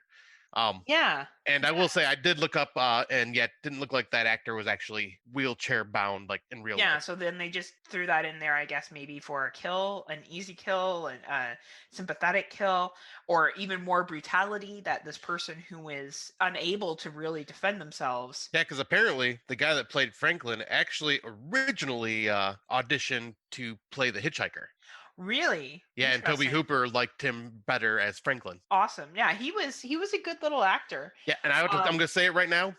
Everyone that's always, "Fuck Franklin, he's the most annoying character," I got to do it right now because I'm sick of tired of that argument everywhere. He is not annoying. He is upset, freaked out, which if any of us would have been in his situation, would have done the exact same thing. And the poor guy was treated like shit. Like, we're seeing him in a wheelchair. They get him over, we get him to the house, and they're like, "Hey, Franklin, watch the van while we go inside and explore." So they're leaving him out by him. Yeah, and bang. And they leave him out by himself, for one. And then it's on uneven ground, so he has a hard time moving around with his wheelchair by himself. And then he gets curious because no one's answering, and he spooks himself up by seeing that blood smear that he just rolls himself up that ramp all by himself, which it shows him struggling to do. This really represented individuals with disabilities and the challenges that they have to deal with. Yeah, and for 1974, it was pretty like It kind of talked about isolation, to be honest. Yeah. Like, I think you make some good points, Scott. Yeah, like I don't understand why people always say he's known. Maybe it's because of the whole thing he does when he's inside the house, but that's just him frustrated. I thought it was funny. I thought he was a great actor. I believed in him. I felt bad for him. I felt bad for everyone that was killed. I can honestly say that in this one and in the remake, I felt empathy for the kills. I didn't feel nothing when they were killed. I actually cared about what happened to them. Right. Because, yeah, like even in the remake, all the characters are likable. They're a little more, I would say they're almost like a little more like punk rock versions of the original characters. But at the same time, like, yeah, like they're still likable characters that didn't deserve what happened to them. And their whole situation of how they end up getting involved with the family actually is a lot more realistic, where you do say, well, these ones definitely didn't deserve it because they didn't go anywhere and like just start walking in someone's house. They tried to report a murder or a suicide. Yeah, like they had to report a suicide, and like, yeah, like, and then of course, unfortunately, the sheriff is the corrupt family member that's fucking scary. So what about Marilyn Byrne? So we have two protagonists here who survive. So both Aaron from the remakes, played by Jessica Biel, and both Sally, played by Marilyn Byrne, survives. Different ways that they survive. I feel that the dinner that Sally is forced to attend is very intense and creepy and uncomfortable. And I feel like that is the only scene for me that warrants the warning that you get at the beginning of the film. I think that dinner scene is very fucked up. Yeah, well, I was gonna say that is like, it's almost watching a character that like was normally mentally stable just fucking snap. Oh, she falls apart. Her acting is quite good. How she acts like a crazy person. And that the crazy part is a lot of that acting is actually her really having a breakdown. Yeah, because apparently it was just Toby Hooper just kept saying, "Oh, not good enough. We need to reshoot. Oh, we need to reshoot." And just the exhaustion and everything, it just made her kind of snap. Oh man, that's a shame that I wasn't aware of that. Thank you, Scott, for bringing the facts. You're welcome. Now we hate Toby Hooper. But I really do appreciate how she kind of jumps through the glass at the end and runs to the street in the famous scene with the truck. Yep. What was it? Big Maria or something like that. Right, and that the truck driver gets chased by Leatherface as well. I love that truck driver's reaction. He's just like, "Fuck this," and he's just gone. Oh yeah, it was pretty fucking. It looked like you were watching a news feed happening. That is what I will give credit about this '70s film. It looked like you were watching like a Cam Hell news event. Yes, because I was gonna say, like, the whole thing about this film is like, it looks and feels like this is real, and you should not be watching it. So with the remake, then, I personally found Jessica Biel's character extremely empowering. I am not a huge Jessica Biel fan, but when I think of Jessica Biel as a performer, I think of this as her highlight, to be quite frank. I think that she's at the dinner. They do have that kind of, well, not dinner scene. She brings them to the house and she sees the mom, and the mom goes into this rant about how they're just like every other kid that made fun of her son and blah, blah, blah, blah, blah, blah, blah. And she needs to pay, blah, blah, blah, blah, blah. And they throw her into the basement and you see Leatherface. And I think in both films, Leatherface has a menacing appearance, but I honestly find him creepier in the 1970s one because of the mask he's wearing. Yes, the mask. It looks more real. Like I could see someone on the street like that. Yeah, because I like that just kind of goes back to that whole realistic, I shouldn't be watching this quality of that 74 film, because like it's so low budget, like that something about that skin mask actually like looks like someone's real flesh that he's wearing, where in the newer one it doesn't really look like someone's skin that he's wearing. It looks more like a prop, like a mask. It does. It definitely looks like a Hollywood prop mask, but he's bigger. He does seem more menacing and evil. I feel like in the first one he just seemed like he was mentally disturbed and was doing things because he didn't know any better. Yep, doing things. I felt like if you had like a strong enough stance to stand up against him, he would have like got scared and run away. I didn't feel that way in the remake. Yeah, because like you can even see him pretty much being a like abused and threatened verbally by like the father figure in the original, and like the hitchhiker, when they're all like They just talk down to him like he's dumb. They talk And to him like he's a dog. They Yeah. treat him like he's a dog. Yep. And I feel like in the remake he's treated like he's stupid as well, but he's definitely more menacing. And he looks angry. Like in the first one, it's like, you're right. He was almost like he was seen as an individual that had no real control and was being monopolized by others. In the remake, he has full control and it's just pissed, like just straight out pissed. And one of the tearjerker scenes that still gets to me is when Erin goes down and she sees her friend hanging up on the makeshift cross. Yeah. And he's begging for her to kill him. And she doesn't. And it's a really sad scene. Yeah, because you're having to kill one of your friends who is just suffering with a massive meat hook in his back, who's just and lost a leg, and he's just sitting there bleeding out and just like in complete pain. Like, because you can watch him like before that trying his best to like use his upper strength to pull himself off the hook, and he almost does it a couple times, but he just can't get it there. And then he goes deeper because he's collapsing down, and it's just rough. Like, it's a rough watch. Like, I will definitely acknowledge that scene and the emotional darkness that's in that scene, or where she's crawling through the water trying to get away from Leatherface, and that little boy helps her. She gets her friend Morgan, and her and Morgan get away, and they get to the shack thing, and Morgan sacrifices himself for Erin. Like, the last 40 minutes of this movie is basically her fighting for her life. Yeah, and that's kind of like the same with the original too. It's like almost like the last half of the film is Sally fighting for her life. Like, I like how they both kind of did that. I felt like in the first one it was more realistic to probably what would happen. Like, Jessica Biel was kick ass, right? Like, she just you were just like, yeah, do it, girl. Right? And she like steals the baby and like fucking pieces out and cuts off Leatherface's arm. Right? And she flakes out on that truck driver who brings her back to the diner, and you're kind of seeing the repeat of what happened with the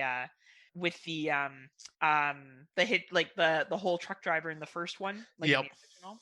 And to kind of finish it off, we have a lot of movies to talk about. So I remember the campaign leading up to this and the commercial for this. I remember it just started off with just showing the house, and it was like coming 2003, and then you just heard like a chainsaw sound. Yep.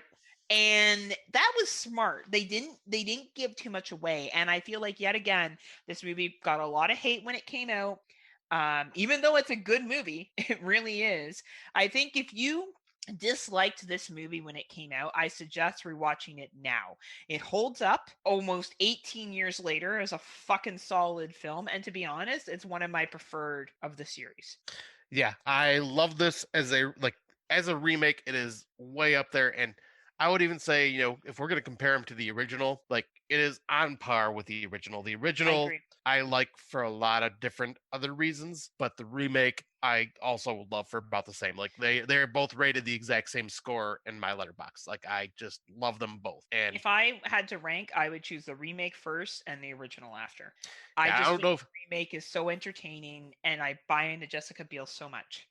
Yeah, and I don't know like which one I would put it first. Like, they're literally tied for me. It would probably go back and forth each time I talked about it. I get that, because it's close for me too. Like, me saying that I like the remake more is not saying that the original is not good. The original is a fucking phenomenal film. I just really dig Jessica Biel's fucking performance, and certain scenes in that movie just really connect with me. And when I watched it, this week, 18 years later from when it first was released, that I was like, fuck yes. Yep. Fuck yes, this holds up. Fuck yes, this is good. This was probably one of the few from the series that I can say is as good as this is. Like, yeah, because I don't know if they can top this one personally. Yeah, and we were talking about, like, that is one thing about this franchise. It is very fucking convoluted and hard to follow, just because of all the different remakes and reboots and prequels and retellings. It's confusing as hell. But I would say the 2003 remake and the original are the two top tier ones. The originals sequels aren't as good. They're entertaining, but I don't call them as good a quality films. And then the random ones that came out after the remake are the beginnings, and then Texas made 3D and this, and then there's that other one where they are in a car wreck and the sheriff comes, and it's the same sheriff, but it's supposed to be prior to like there's two basically origins movies that neither one of them make any real sense. Like it's Yeah. just it's yeah. Anyway, one day we'll cover the Texas Chainsaw Massacre series and talk about how we don't get what's going on. But let's Right. move to our next film. All right. So the next one we're going to talk about is, like, obviously all these are going to be classics in their own right, but John Carpenter's Halloween, which was released on October 25th of 1978. On a cold Halloween night in 1963, 6-year-old Michael Myers brutally murdered his 17-year-old sister, Judith. He was sentenced and locked away for 15 years, but on October 30th, 1978, while being transferred for a court date, a 21-year-old Michael Myers steals a car and escapes Smith's Grove. He returns to his quiet hometown of Haddonfield, Illinois, where he looks for his next victims. And then the remake plot is Halloween, directed by Rob Zombie, was released August 31st, 2007. After spending 17 years in a mental institution, Michael Myers escapes and sets out to find his younger sister. He doesn't spare anyone who tries to interfere with his mission. Yeah, now this is probably the one that I'm going to be, like, when it comes to the remakes, that I will be talking about, that I'm not the biggest fan of the remake. Right off the bat, I am going to say the beginning half of this film, of the remake, I could care less about anything that happens. I cannot stand the family. I don't need a background story on why Michael Myers is disturbed and doing what he is doing. That takes away from the whole boogeyman aspect that the original portrays. But the later half of this is a retelling, almost scene for scene, just a lot more violent and exploitive of what happens in the original film. Yeah, it's very much like Robert Zombie feels a need to constantly make killers victims, and I find that fucking annoying. Yes. That's my beef with Rob Zombie. I'm so tired. I get it, Rob Zombie. I get it. You were hurt as a child. I'm sorry. And now every single villain you feel needs to have this ridiculous backstory of trailer trash and bullied and abusive parents. But I can appreciate that those scenes are well acted, well directed. Even Cheryl, what's her name? Moon? Yeah, Sherry Moon. Sherry Moon. She's fine. She plays a stripper, which I feel like she did fine. She's a single mom stripper with some dead ass beat boyfriend. Yeah, he was the one character. Well, the dialogue and the language is what just drove me nuts. That was unbelievable. I feel like when Rob Zombie makes a movie, he's like, how often can I use fuck in a sentence? And the C word and other things. How often can I make sure that those words are integrated in my script? Yeah, and how can I make sure that even young kids will say these things around their parents as well? Perfect. Like, really represent the trash. Yeah. That being said, it is a more fast-paced movie compared to the first one. The first one is very much a 1970s film. It's a classic. You know, I think if you're a horror movie fan, most people like this movie or love it or praise it. It did a lot for slashers at the time. You know, I think they did a good job of character development. Jamie Lee Curtis became an icon for final girl status. Yes. Hands down. Even the little kids in it were really well done, and so much has been empathized and analyzed from this movie. That where I think Robert Zombie did build on this movie was everything after the trailer trash family. I liked how he made it a family connection, that the baby, his baby sister that he loved, ended up being adopted because the mom killed herself because she couldn't handle who her son had become. And I even get why your son killed those asshole bullies. I can even like stomach that of why that happened. But even then, that also takes him away from being less scary because you feel like he did the right thing by getting rid of those bullies. Yeah. Right. But the Lori character and the interactions between her and her girlfriends, that was some fucking mint writing. And I definitely praise Rob Zombie for that. The pool scene, the chase, the waking up in like the barn thing, very, very good.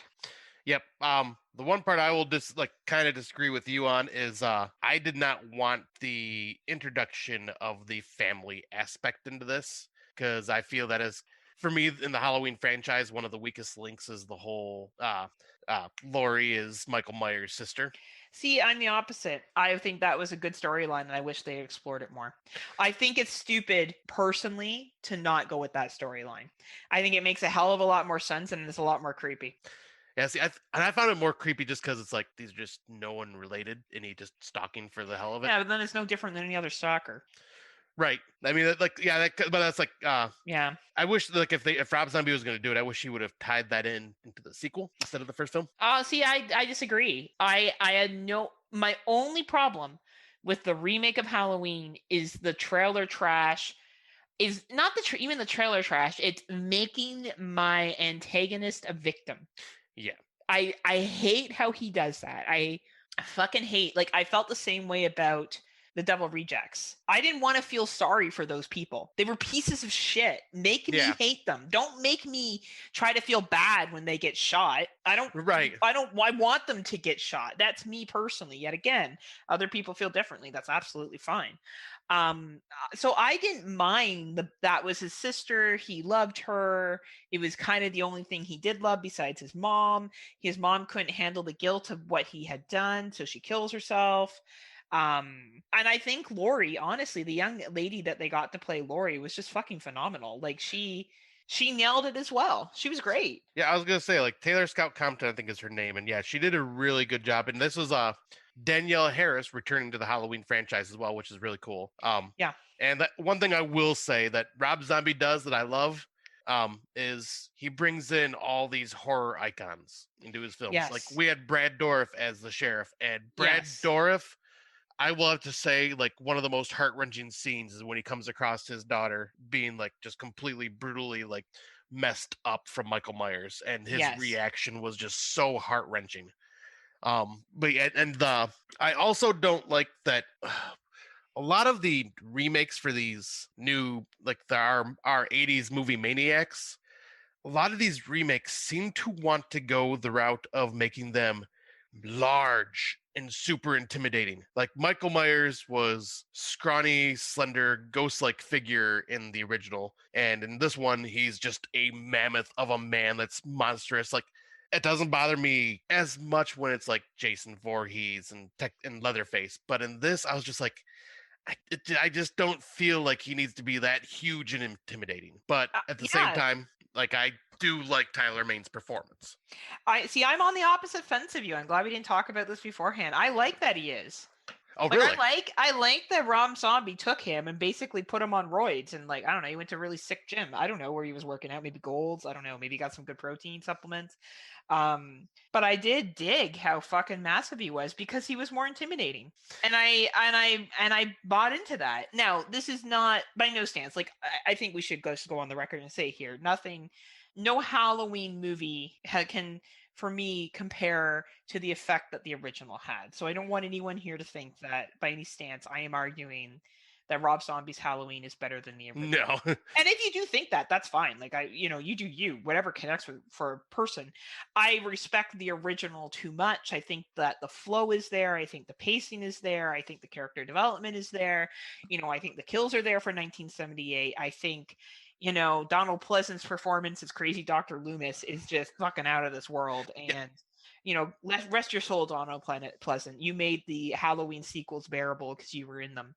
That is one thing you brought up actually now that I just want to bring up too. Malcolm McDowell as Dr. Loomis. What'd you think? I liked him. I thought he was great. I was like, that is one thing I actually did appreciate was from the beginning is understanding how much Dr. Loomis how much time he put into Michael. Like, and I show that. like how he's a little dark. I feel like it makes a kind of a sense that he's kind of a dick too. Yeah, like because you get more of a background on Dr. Loomis in this film, and I gotta appreciate that because he gets called like using these murders for profit and stuff like that when he writes his book, and like especially in the sequels he gets even more ridiculed for just making a profit off of Michael Myers. But like, yeah, I like the darkness of him. And I like that that Rob Zombie gave him more of a life on the screen. I agree. I really do think Rob Zombie is a phenomenal director. I think he has a very dark mind. I think he's able to bring fear to the screen. And I think the fear he brings to the screen is almost more intense and over the top, while John Carpenter's fear is much more subtle. Yes. And gets kind of like, it's like a cold that kind of gets into your bones and you can't leave.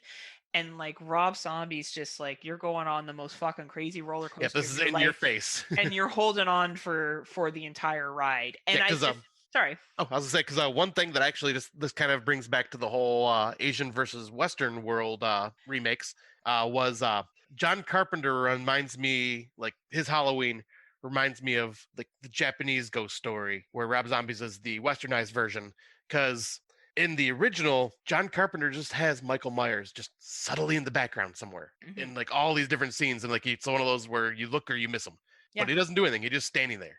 And I love that. Like Rob Zombie, I think does that a few times, but he doesn't take that route with it. He's more in your face, like you were saying. And that's one thing I like about these two differences is like, yep, you got your more hardcore, fast paced, in your face action horror, and then you got your more slow burn, stuck in the shadows horror of John Carpenter's. I like that there's that difference. Absolutely, and I feel like I have grown to love the Rob Zombie approach. And though I may dislike some of his script writing and find it a little over the top, though I may dislike his need to make a villain a quasi protagonist at times, I think this is a really fucking solid movie. And I think if we really are honest and we compare it to a lot of the Halloween sequels, it's probably better than most of them. I was gonna bring that up actually because sorry, I keep interrupting you, but no, that's fine. But yeah, I was like, because I was gonna bring that up too. Like for me, this is decent enough. If I can just get past that first half, I'm fine with it. But it is definitely better for me personally. I like it better than the Halloween Thorn trilogy, so 4 through 6, and Resurrection. Yeah, I think I like 1, 2, 3, H2O, Halloween 18. I think I like them better than this.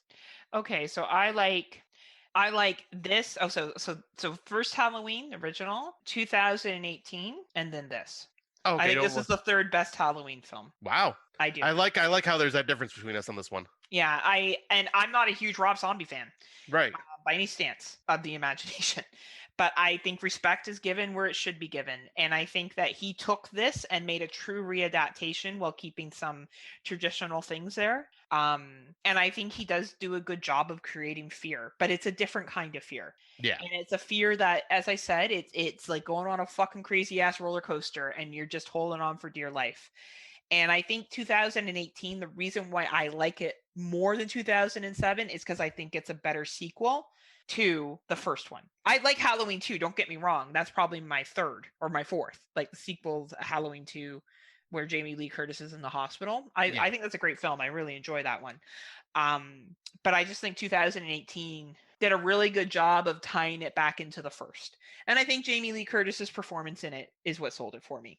Yep, I can see that. Right. So, but I honestly think that over time, I have definitely warmed up to this, and I don't think it deserves the shit fest that people dump onto it. And see, now it's funny because I was the exact opposite opinion that I have now. I used to love this remake, love it. I watched it all the time. And then over the years, I just got sick of it. And I just I think it's that Rob Zombie dialogue just drug it down even more for me. Yeah, it's his script writing. Yeah. So whenever he makes a movie, I want him to be director, but someone else write the script. Yeah. And I think he can have some creative control in the script because sometimes they're swearing in there where I'm like, yeah, that makes sense. Yeah. I just wish he would stop trying to include his friends in every single film. Like, just come on, Rob Zombie. Work with new people. Well, like, I get it. Like, your wife is hot and you want to show her off all the time. I get it. Yes, you have a hot wife. Congratulations. But like, I don't know. I think Rob Zombie, though, is pure talent. I really do. I think his music's good. I think he has creativity ability, and I think this movie proves it. So I will give the original props, but as I said, that this one isn't far behind. And that's cool. I did not know that. And I like that we're different on this one. Yeah. And where was I going to go? And I wanted to bring this up too. If there was a way to watch the R-rated version of the 2007 remake, I would like it better than this unrated one. Oh, yeah. For some reason, he decided in the unrated version that he's not going to have the 4 kills of the security guards, and that's how he escapes, which those kills were fucking amazing when I seen it in theater and like added to the body count. Instead, he's going to have these douchebag, white, trashy security guards rape a woman in his Michael Myers freaking cell. I'm like, we didn't need that. Yeah, and that's what I'm talking about. Like, Rob Zombie just integrate stuff for shock value. I think he just needs someone to kind of like rein him in. moderate it. You know what I mean? Like, you just need Yes. someone to help him with the creative juices and be like, no, Rob, that's not a great idea.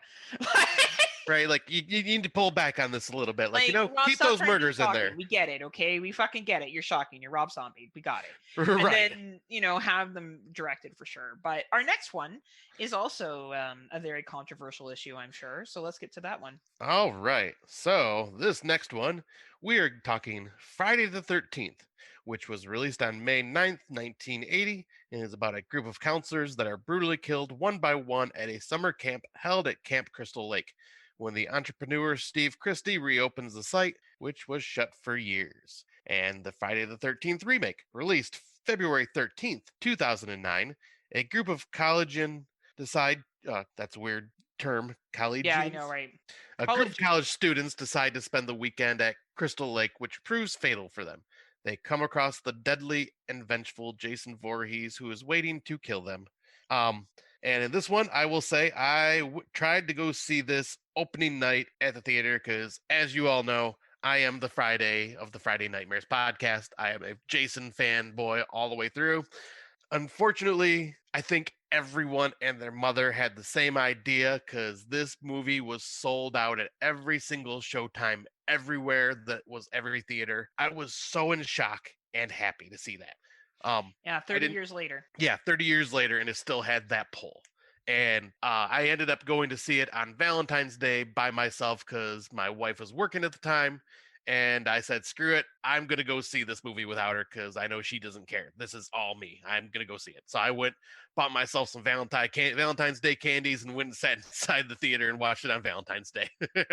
Nice. So Jason, in a way, was my Valentine on February 14th. So I bought advance tickets for this. Did you really? Yeah, I did. With my ex at the time. We went. And I bought tickets for my ex, me, and I think 2 other friends. And I went to the sold-out theater, and the opening scene happened. Should say the opening 15 minutes. Yes. And some dude yells out at the end of it and goes, man, if that's the tits and gore we're going to get in the first 15 minutes of this movie, can you imagine what the rest is going to be like? And the auditorium exploded in laughter. I have never been, besides Freddy vs. Jason, to a premiere that had the energy that did. Yeah. It was high energy. Like we're talking to fucking horror fans here, okay? Everyone knows that we were excited to see Friday the 13th, the remake. What we really want to get to here is, did the remake deliver? I think the remake does deliver. It's such a Michael Bay production with explosions every fucking where. And it's a really solid film. Yeah, it's very, like, the one thing that doesn't take away from it, but like it doesn't feel like a Friday the 13th, is how clean and pristine the picture quality is. Like it's definitely a modern telling of the film. But this is technically a remake of 1, 2, and 3, all wrapped into one, which is one thing I loved because when I first heard about this movie, I'm going, okay, how are they going to do this? Because the first movie is Pamela Voorhees, and that is not going to bring the audience. They need a way to bring Jason in, and I loved how they did this. And it was so smart how they did this. They did basically 3 mini movies. They yes. kind of like covered off all the bases. They said Sack had Jason for, and let's be real here. If you were going to see Friday the 13th and you weren't a super big horror fan, you would have not understood the significance of the Sack head. You would have just been like, he doesn't have his mask yet. That's interesting. But for all the people who got that, they were probably like, right? Like, yep, I was just like, this is awesome. Yes. Right. So for all the little Scotty 2 hotties that were out there eating their Valentine's Day candy alone in the movie theater watching on February 14th. It was, I think you're right. And I think it's interesting that Friday the 13th was released on May 9th in 1980. And then they kind of got their shit together and they were like, you know what? When we remake this movie, we should probably release it on a Friday the 13th. Right. But I think the characters in the remake, you got a lot of like TV stars. You got Willa Ford, who was a big fucking R&B pop star at the time. And they got a lot of good looking people. And you got some stupendous tits. And my friends and I made fun of that line for years afterwards. Excellent nipple placement, baby. Excellent nipple placement. It was fucking, and that guy is awesome. Like Trent is such a dick, but he is a really and of course, if you've seen the Friday 13th documentary, Camp Crystal Lake Memories, he talks about how proud he was to be in that movie and how people recognize him from that. Yeah. Like he was one of the few people that were like, oh yeah, I love that I was in this fucking film. Like it was great.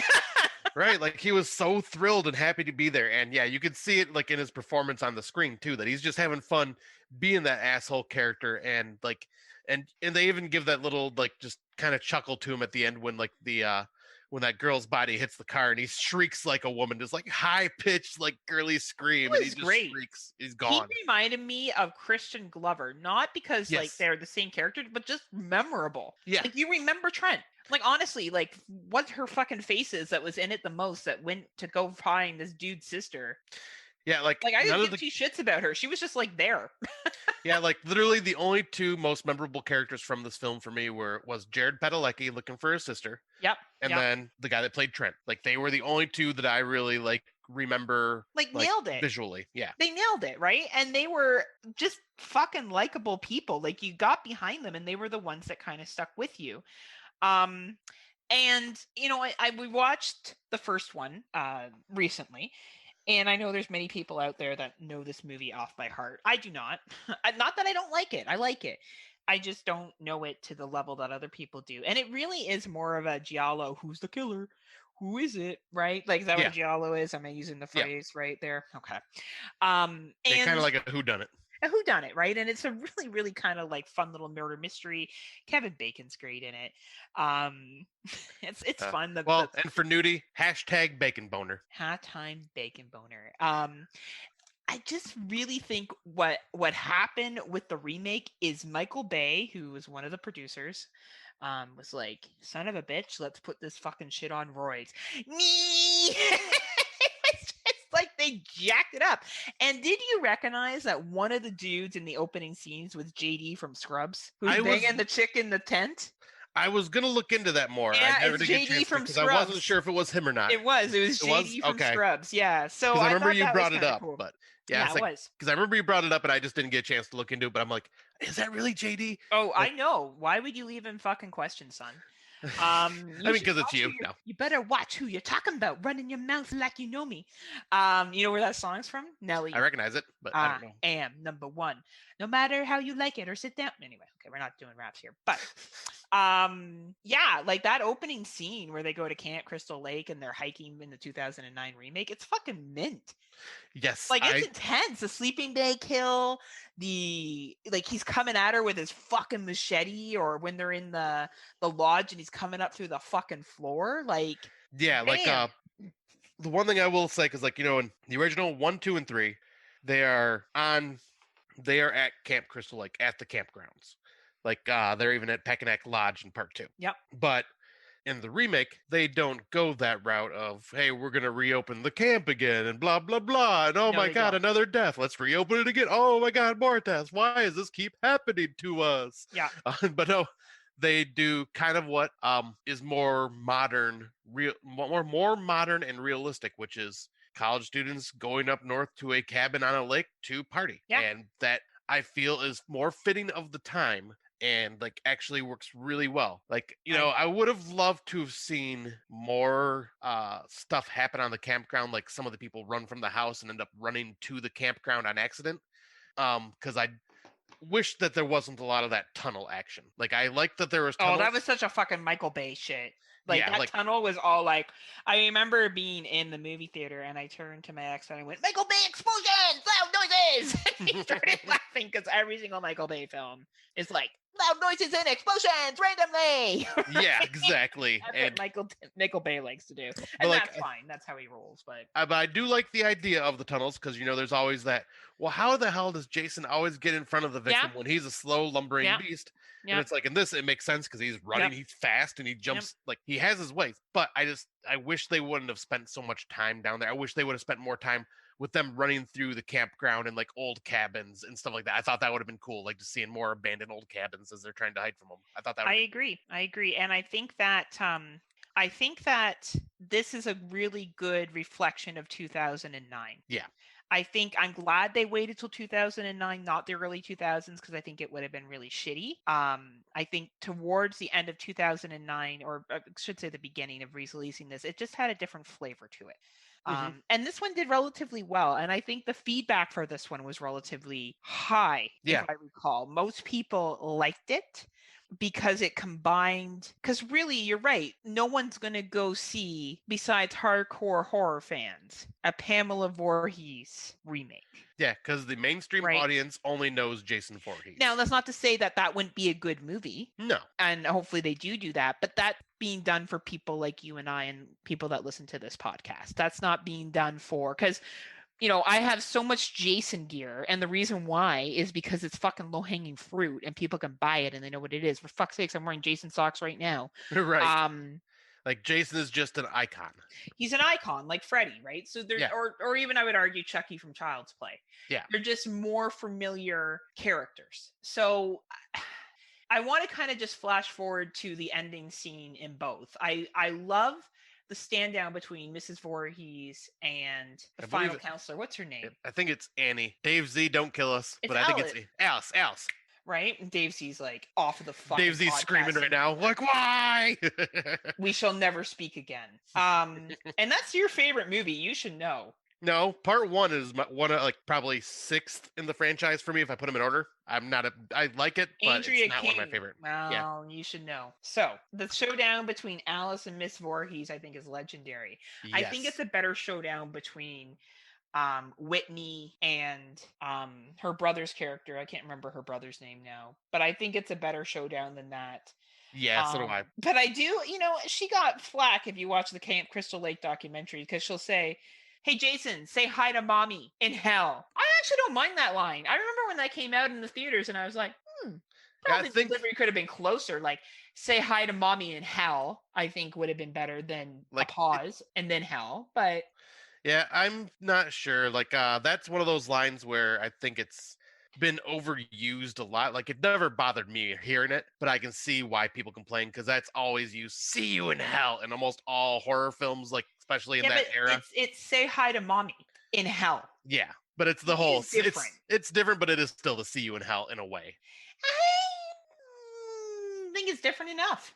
Like I say, I have no complaints with it. I just see why I can see why others would. I think it's the delivery of it personally. I don't know. You can talk on our page. I don't know. Do people like the line, say hi to mommy in hell? Do they think it should have been say hi to mommy in hell? All one, like, big sentence. Or should it just not been there at all and she just slices him and doesn't I think it should have just been say hi to your mother, or say hi to your mom, like, or say hi to mommy, just without the hell part. Fuck you, Jason. Or fuck you, Jason. Yeah. Fuck you, Jason. Fuck you and all the beautiful people that are in this movie. Which is true. They went and, like, they basically got the hottest people they could find. They're like, you're hot, you're in, you're hot, you're in, you're hot, you're in, you're hot, you're in. Yep, that's pretty much every remake that we watched has hot people. Like just good looking people. Well, except for the, like, Child's Play. The children aren't hot. No, but I mean, even like. And I thought the cop was good looking, but he's not your typical. Yeah, he's no Chris Sarandon, who's my boyfriend. That's a shame. I was born in the wrong decade. But yeah, so if we had to rank them, if, you know, coming down to it, and we had to be really. Oh, and the shower kill. By the way, I wanted to make one connection. So do you remember the scene where one of the camp counselors goes back from playing Monopoly and goes into the showers, and there's that shower scene? Yep. Or no, she's the one that banged, and she opens up the shower curtain, and then the killer's behind her. They did a shout out to that in the remake. Yep, with Jason reaching through the shower curtains to grab the blonde. Yeah, like it was really, like, I thought that was really cool. I really actually appreciated in the remake the subtle shout outs that they did to the original. Yeah, because I mean, there's the sleeping bag kill from, like, part 7. Like, I mean, just from the franchise in general, like, they do a lot of homages. Like, hell, even in the background somewhere, you see in Jason's collection and, like, his tunnels, is you see a wheelchair up on the wall, which is a nod to part 2's character. Yeah, the wheelchair. Like, there's just a lot of, like, cool nods to the franchise throughout this movie. Like, you could tell whoever, like, the people behind this appreciated the original franchise. Well, and I feel like the people who did this were like, okay, let's give reasons and facts to why things happen. Yeah. you know, and I really respect that. So if we're going to give a ranking here, Scott, which one do you prefer? Do you prefer the 1980 or the 2009? 2009. Wow. Like, I'll give you my full franchise ranking right now because I have it memorized. It is. Oh my God. Okay. It is. Hold on. Let me get two, ready. It is 2, 4, 5, 6, 2009, 7, 1, 8. So one's almost at the bottom. Yep. 1. Sorry, not 8. Yeah. 1, 8, goes to hell, X. So 7 is above 1. Yep. Dave C, I just want to let you know that Scott thinks that Friday the 13th part 7 is below the original. You can unfriend him now on Facebook. Yep. I like the original, but it's not one that I go to revisit because I am a Jason boy. I want Jason. That's fair. But without Miss Voorhees, we wouldn't have him. That's why I say I respect it. Absolutely. And I'm just teasing you about your ratings, Scott. Like, you do you. I don't know how Dave C's going to feel, but you do you. Just kidding, Dave C.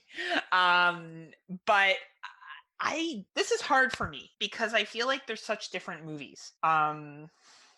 And I really respect what the first one did. I just really respect how it really tried to, it threw you off. You would not know who that killer was the first time you saw it. Yeah. And I feel for me, it was a detriment that I was too old and saw all the other ones, so I knew. Mm-hmm. You know what? I'm going to have to go with my heart and put the original first. Well, I was just going to say, how about what would be 1, 2, 3, and then the remake, since that's pretty much what the remake was. Would you put the original trilogy above the remake? Because for me, if I put it as a trilogy, like one piece. See, I can't do that. I don't think that's fair. Yeah. I don't think this movie covers enough from 2 and 3 that I can, like, all it does is talk about where he got his mask. Yeah, like, but I mean, we also wouldn't have Jason at all in the movie if it wasn't for them covering 2 and 3. Yeah, of course, I get that, but I don't consider that part of what we're comparing. I don't. Okay, fair enough. I don't. Yeah, like I would put the original trilogy above that. Like, for sure, absolutely. But if I look at just the quality of film, because Jason is in the first one, we see him come out of the water. Yeah. Which led to like, if that didn't happen, we would never have a sequel. We would never have what we have now, right? So it was very smart that they did that. So I'm going to say the original and then the remake. And if I look at the series for me, it's the original, the second, the fourth, the remake, the third, and then the rest. I'm not even going to bother ranking the rest. They're all just fucking there. I think the second and the fourth I really liked. I even like the psychic one. I enjoy that one. Yeah, 6? That's part 7. 7. Which one's the one they go to Manhattan? 8. 8. Right. Or Vancouver. Yeah, Vancouver.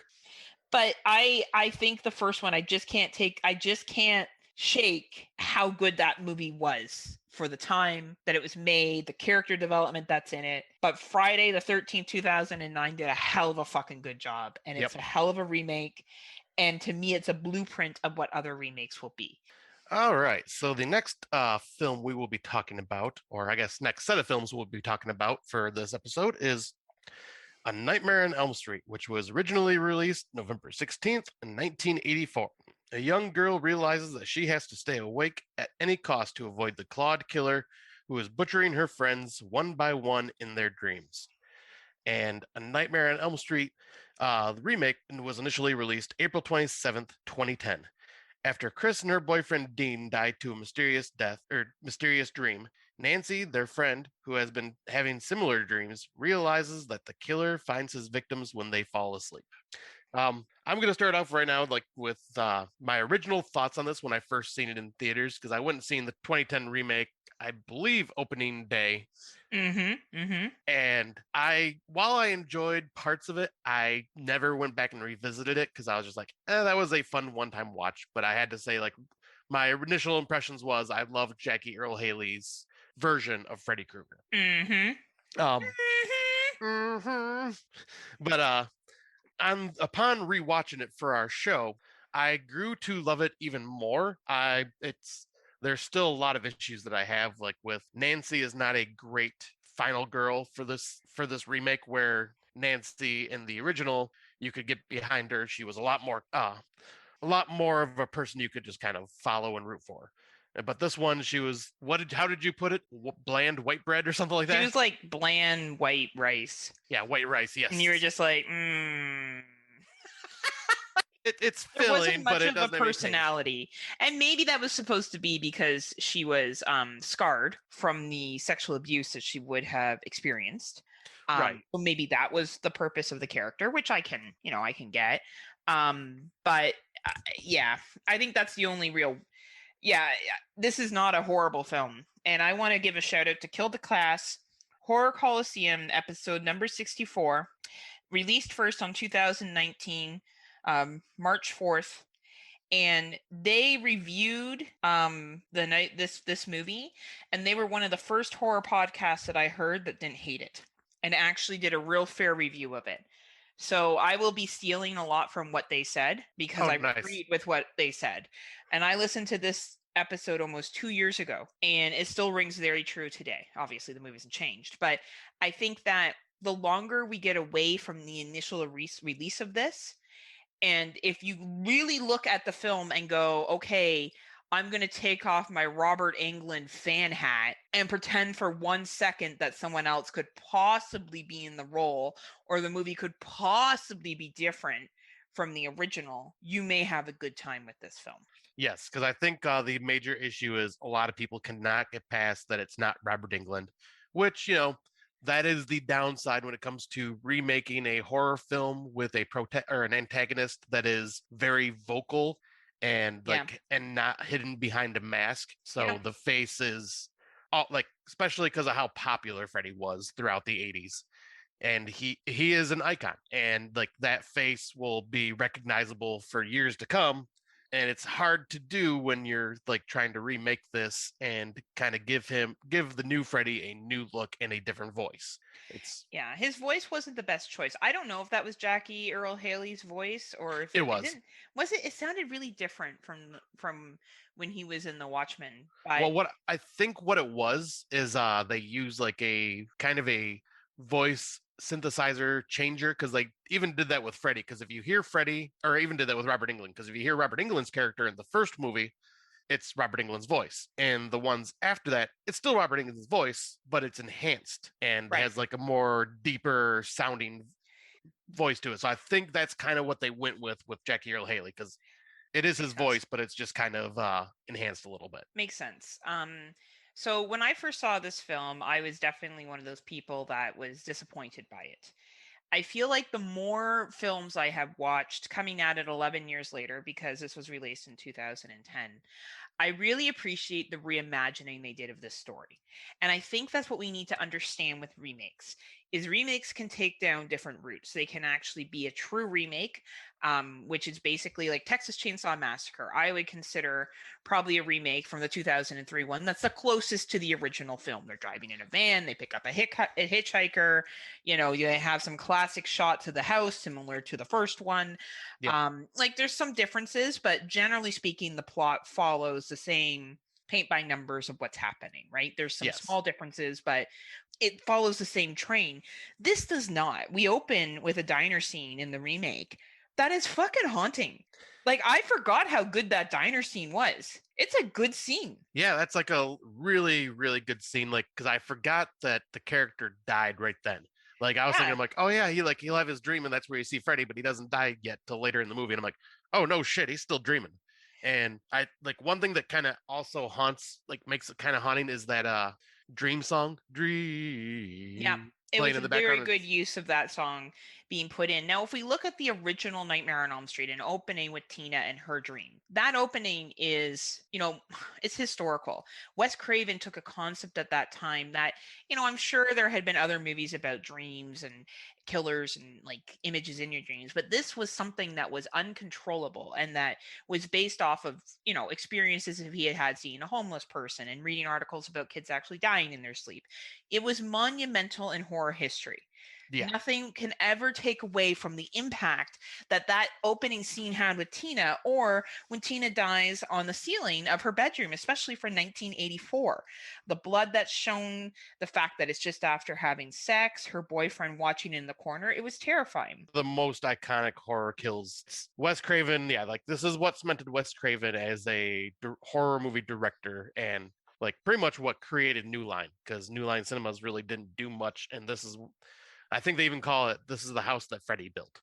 Absolutely. So if we take that as that, and yet again, by us acknowledging that the remake isn't a shitty film, is not by any chance that we're saying that the original is on par with it or No. not better than it. Obviously, I think any person could argue from an objective film point that the creativity that went into that 1984 film tops the creativity that went into the 2010 film. So already there. I think if we look at the script writing, yes, the 1984 film had a better script. It was more inventive at the time. It had we had Johnny Depp in it, for God's sakes, who went on to become a major fucking star. And we think of that bed scene where the blood shoots up from the bed. Like, thinking back to that being in 1984, like, you and I can't even imagine going to the movie theater in 1984. So the people that would have been going to the movie theater would have been at least 16. So they would have been born in the late 60s. Going to see that film, holy fuck, what an impact. Yeah. So, we got to take things in historical context of where they've been released. And the reason why I'm building that up is because if we look at this as a 2010 reimagining of a story, it's very relevant to today's times. The opening scene takes place in a diner. We have some conversations that there's not much to do in this sleepy butt fuck town.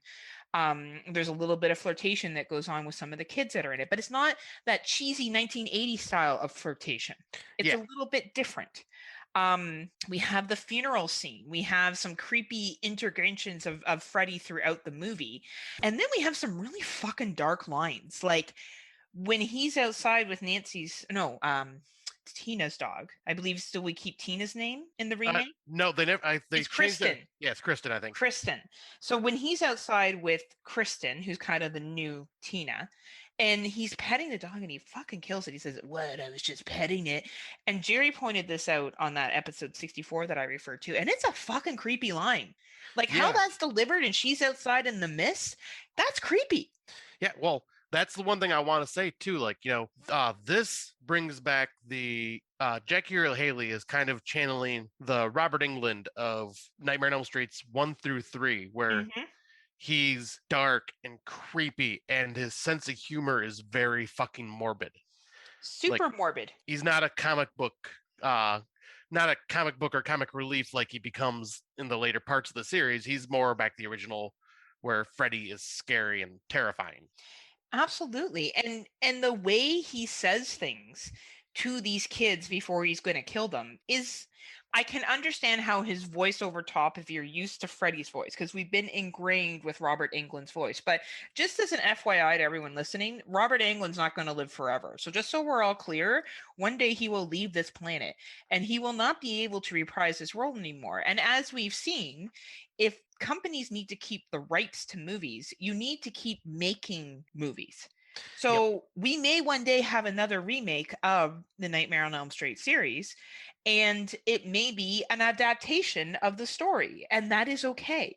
And I think what people's biggest problem with this film is if they had called it anything else, if they had called it, I don't know, Gardner Slasher, I think it would have got more praise because it's not a shitty film. It's not. Yeah. The problem is they slap Nightmare on Elm Street on there, and you have a bunch of, in my opinion, Nightmare on Elm Street, enthusiasts, including myself. I love the series. And when I first saw this, I could not separate the 1984 to the 2010. Obviously, of course, I think the original is better. That goes without saying for all the reasons we gave earlier. But I do not think the 2010 version is bad. No, I think the one thing that, for me personally, I wish they would have done a little more with in the remake is get a little more creative with the kills and some of the nightmare sequences, because a lot of the kills in this were like stab in the stomach, slice of the throat, where, and the original, it's like Tina going up on the wall, and then fucking Johnny Depp pouring blood out of the bed, and just Chris's kill is pretty. Yeah, I'll say that one is definitely like the Tina kill. Yeah, that was a throwback to a modern day Tina kill. But I agree with you, and that's a kind of constructive critique. That's not, I didn't like the movie because it wasn't Robert Englund in it. Like that's a constructive critique that you're giving. Yeah. Of what would have made it more gory, more scary for you. I honestly think some of the lines that Jackie Earle Haley delivers haunts you. How's this for a wet dream? Yeah, that one especially with the fact that they took his backstory, instead of making him a child killer, he was a fucking pedophile. And I think it's Jesse that he kills, and he says, the brain can still, once the heart Yes. stops, so we still have 6 more minutes to play. I love that line. It is Like- so demented. And let's give prop to this 2010 film. I understand why they couldn't have done this in 1984, so I'm not faulting the 1984 film when I say this. But let's give props to the 2010 film having the guts to make him a pedophile, like to make Yes. him someone who is guilty of being a pedophile, and a graphic one too. Like he was scratching these kids to the point where they had claw marks down their back. Like that's and disturbing. And when he's like haunting these, and the fact that he's haunting these kids is not to get revenge on the parents, like in the original. He's doing it to get revenge on them for telling on him. Yes. Which is even more fucked up. Yes. And, you can argue, I know Jerry talked about this and with Jay and Kenneth, and that they all went to the same preschool, and then they forgot. Well, obviously there was something done to help them forget, probably therapy, because they were sexually molested and physically injured by Freddy Krueger. So obviously probably a lot of work went into trying to get them to forget the trauma that they experienced. And I like how they kind of sewn back and show that other people that attended this preschool have been killed. So yes, there's a handful of them that have met each other because they've gone to the same middle school and stuff, but we can see that there's other people that have died that they have no connection with, except when they research it and they see that they went to the same preschool. So the film is covering itself there. Yep. The only thing on like that whole area where they're trying to make them forget, I didn't know what you thought about this, but I wanted to get your opinion on this because I thought it instantly when I was watching the movie was when they're going through Nancy's house and they're trying to find any information they can, and they just happen across a dresser out in their living room full of their old pictures of them in preschool. It's like, if you're trying to keep your little child from remembering what happened back then, would you be keeping pictures in an easily accessible spot that would trigger that memory? Like, I think I would have destroyed those pictures. Well, yeah, but I guess it's of your child, and maybe you don't want to, or for sake of like plot continuing of how they're going to find out, right? I agree. I think that part is a little dicey, which is where I will argue that some of the script writing in this probably could have been cleaned up a bit. I don't think Nancy was the best selection for who played Nancy. I think she was really dull, and maybe if that was the point of her character because of the abuse, that's fine. I did like the hospital scene. There was a lot of little throwaways here. Like, we remember when Nancy was in the hospital in the 1984 version and she pulls Freddy's hat out. Yep. And she's trying to avoid being put to sleep. Same thing is happening in this one. I did like her relationship with Quinn, though I found them the two weakest actors, and really they probably should have had Kristen and Jesse were the stronger ones. Because I was gonna say, like, that is like the one thing, like the characters in this besides Freddy weren't as memorable, like Nancy and Johnny Depp's character. And I'm terrible with names besides the main character, but Nancy and Johnny Depp's character in the original, they're memorable just because they have like more personality. I think you just kind of like would Johnny Depp's character honestly be more memorable if it wasn't Johnny Depp? Like, real talk. I think at least I think the only part that would make him memorable in then would be the scene in the beginning when they're at Tina's house and he's telling his mother about the he's staying the night at his friend's house and he turns on the tape on and it's supposed to be like an airport noise. Just because that whole scene's memorable to me, so I think that's why I remember him. Yeah, I think if we're real honest here, it's because it was Johnny Depp. Oh, I mean, yeah, that's 90%. Right. If it was some other dude, it would be like, hey, remember that really sick bed kill of that guy? That's true. The reason why we remember is because it's Johnny Depp, and horror fans like to cling on to anyone that started off in horror and went on to become a huge movie star. It makes us feel good. I think I will agree with you about Nancy. I think a lot of people will remember Heather Langenkamp more than anyone else, but I think Johnny Depp only is because of who he is, not because of that role. Yeah, I think you bring up a good point there, actually. Right. But that doesn't, yet again, we're not taking away from the 1984 movie. No. So please don't be bombing our page with that we don't like the 1984 movie, because obviously for me the 1984 movie is a solid 10 out of 10. Yep, same here. Like nothing can touch it for that time. And I do really appreciate with looking at these remakes and thinking about, okay, this movie is being made if we look at 1984 to 2010, that's 26 years later. The world has changed a lot. A movie that may have worked for 1984 may not work in 2010. And I think that even though this wasn't a scene by scene remake, though they still had some things like Jesse going to jail and the bed scene with Chris, who really was one of the strongest actresses in this film. Yep. The body bag scene that Nancy sees when she's awake in the school. So I guess the idea is that Freddy's become so powerful that you don't need to be asleep to see him.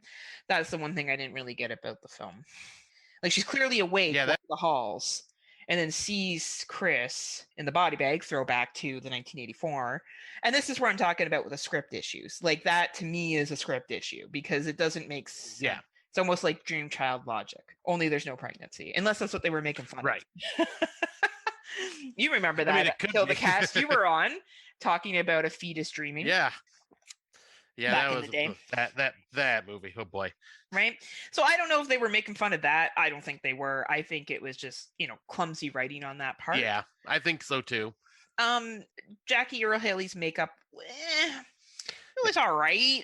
I think it could have been better. He kind of looked like he had no nose. Like, his face was like... Yeah, well, I know the reasoning behind that because before this movie came out, I read an article somewhere about the makeup they chose because when they show him in the trailer, it's just like a quick glimpse. Mm-hmm. But apparently they were trying to emulate a real burn victim, and a lot of burn victims, like the nose is gone and all that. So that's where. So they were trying to make it more realistic. Yeah, like they made his look more realistic. Where in the 80s, it's almost like a comic book version of somebody being burned. It really was more like a fantasy story with a lot more dark gore that was thrown into it.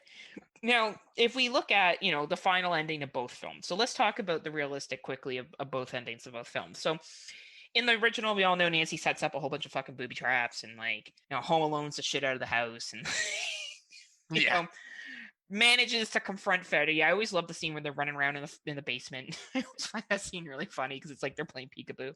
Right. Which I wonder when, we look at the fact that Freddy was always like, let's play hide and go seek in 2010.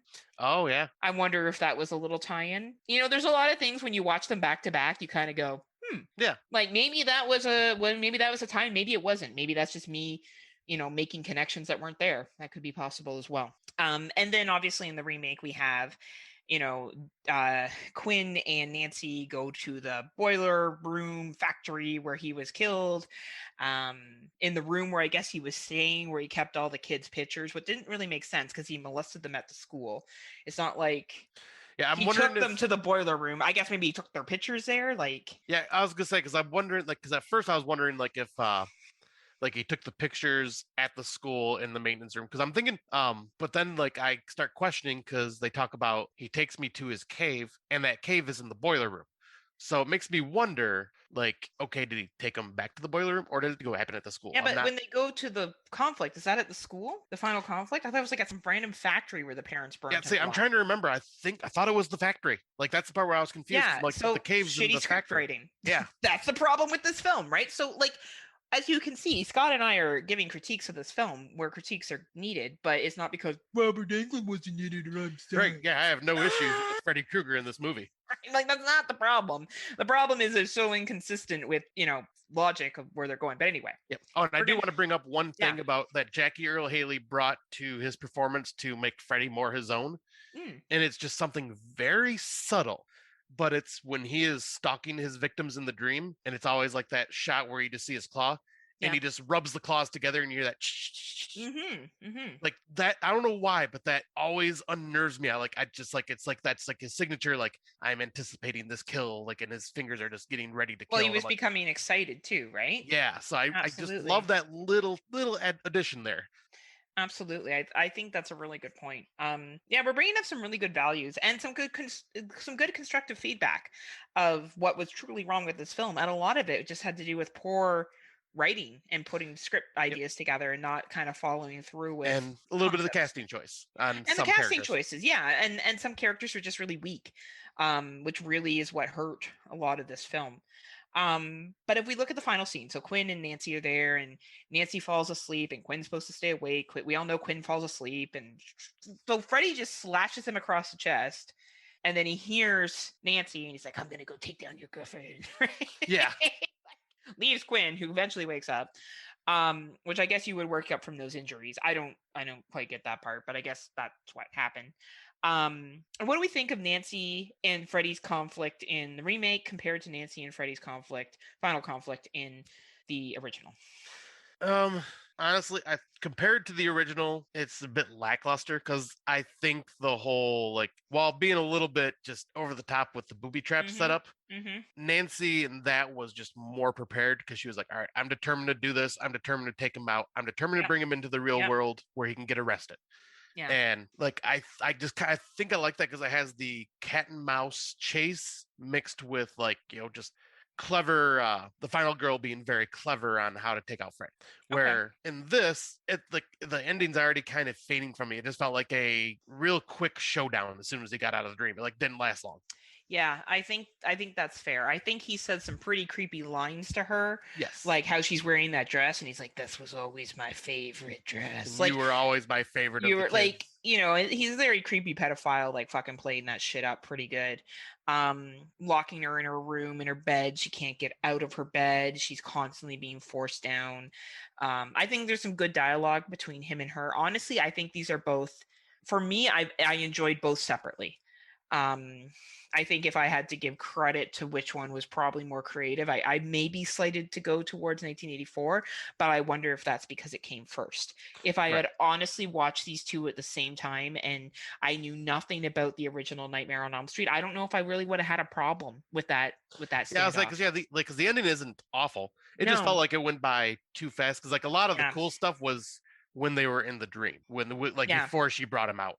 And where in the original, it was a little in the dream and more of him outside of the world. And I kind of like the whole aspect of she's locked inside the house because of her mother. And she's screaming for help for her dad. And her dad can't even get inside. And he's trying to bust in the door while Freddy's chasing her around and all that stuff, which I think just kind of builds the tension more. Well, and in both, she brought Freddy into the real world, right? Yeah. So I do enjoy the final blow between Nancy and Freddy in the remake. I love the line, "You're in my world now, bitch." I actually really like that line. I thought that was really, really fucking clever. I think it gives respect to the bitch term that's been used throughout the Nightmare on Elm Street films. And it kind of showed Nancy being like, "Oh yeah, you're fucking here now. How are you gonna fucking take this?" Right? Right. I thought it was smart that Quinn, we saw him steal that medicine or whatever it was, the adrenaline. Oh yeah. And then he stabs her with it and brings her back. I when I first saw this, I remember thinking, "Holy fuck, is she gonna get killed? Like, is he gonna stab her before Quinn gets a chance to wake her up?" Like, right. And I also do like where, in 1984, she turns her back on evil and evil disappears, right? Like she no longer gives it power. And they kind of danced with that with the 2010, but they didn't go all the way. Yeah, because in the original that was always more... go all the way. Oh yeah, all the way. The opposite of both. Full shaft. We go all the way. Those are my thoughts on the ending. I have nothing else to add. What do you think? Yeah, you did bring up a good point about the whole turning your back on the evil, which works for the older films, and it's kind of a cool metaphor. Mm-hmm. But I think in the modern day that just doesn't work because it is kind of a cop out ending of Freddy really didn't get defeated. Someone just turned their back on him. And we also know that doesn't always work anymore either. We got to remember between 1984 and 2010, a lot of horror films have been made. Yes. And the good can triumph all doesn't seem to have the same ring in the 2000s that it, especially late 2000s, that it would have in 1984. Look at Heredity, for example. Nothing good about the end. Nothing good happens. Midsommar, not really a happy end. I guess kind of quasi happy, but not overly. Black Water. There's not there's lots of movies where you Saint Maud. There's lots of movies where you watch and you're like, yeah. Yeah, exactly. The Strangers. Yeah, I was because there's that the list gray... goes on and on. Yeah, there's that gray spot where some of these films have landed now where it's not always going to be happy-go-lucky. No, we're Evil Lynns. And I remember there was that other remake of the Texas Chainsaw Massacre that we didn't talk about in here that doesn't have a happy ending. It was the other one that was made, that was kind of supposed to be before Sally and her friends. Yeah, was that remember that one? was it Leatherface? Like before I he think became so. full on Leatherface? Yeah. Yeah. Like it was somewhere, like it was that bridge there. So anyway, I do think that this is just a product of the 2010s. They couldn't go back and be like, good conquers all. Exactly. And that people would buy that in 2010, right? So if you had to rank these two in the series, I was just about to ask you the same thing. That's kind of funny. Series, where would you put this one? I would say 1, 2, and 3 are just like 10 out of 10s for me. Mm-hmm. I would place this probably, it'd be 1, 2, 3, 4, New Nightmare, 6, 5. So sorry, where did Or this sorry, one I meant 1, 2, 3 remake for Okay. 6, or New Nightmare 6, 5. Okay. So definitely original for me. 3, 2, 4. I'm actually kind of caught between New Nightmare and the remake. I'm gonna say New Nightmare and the remake very close to that. And the only reason why I have the remake later is because I just really enjoy the second and the third. And I enjoy Dream Child. I thought Dream Warrior was clever. I enjoyed the flow of that film for the time that it came out. But I think the remake isn't as bad as people make it out to be. That's both of us are saying that it's not super high on our list, but it's not. It's like directly in the better middle for than me. like fucking Freddy's Dead and like Dream Child. I did just notice something though, because you are the nightmare of Friday Nightmares, and I am the Friday. Mhm. And notice how I am higher on the remake of Nightmare than you are where I would place it, and you were higher on the remake of where you would put the Friday the 13th one than I was. True, and it's interesting. I think that has a lot to do with us liking the sequels. Yes. That I really like 2 and 3. And especially now as time goes on, I have even more respect for 2. Yep. For multiple reasons of why. Some social political stuff too. And I like 4. I always have. And I just think New Nightmare was a really cool concept at the time. You know, Yep. I think that, and that was a whole different Freddy. I don't know why people aren't fucking tripping on that. That even though it was Robert Englund, it was a completely fucking different Freddy. Freddy. I was gonna say it wasn't even Freddy at that point. It was just a demon that had no name. Right. It didn't even have a name yet. Yeah, he was just there. Yeah. You know, I don't know, maybe because Robert Englund was in it as himself. Mm-hmm. Like, well, it's okay because that's exactly. Well, it's that, and because Robert Englund is dressed up as Freddy again, so people can't.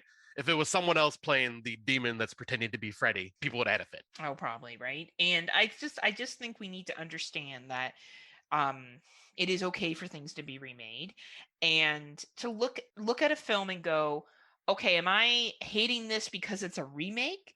Or are my critiques reflective of the film quality? And I really don't think as a readaptation of Nightmare on Elm Street, it was horrible. I think it could have been improved. And honestly, if they do a remake, I really don't want Robert Englund in it.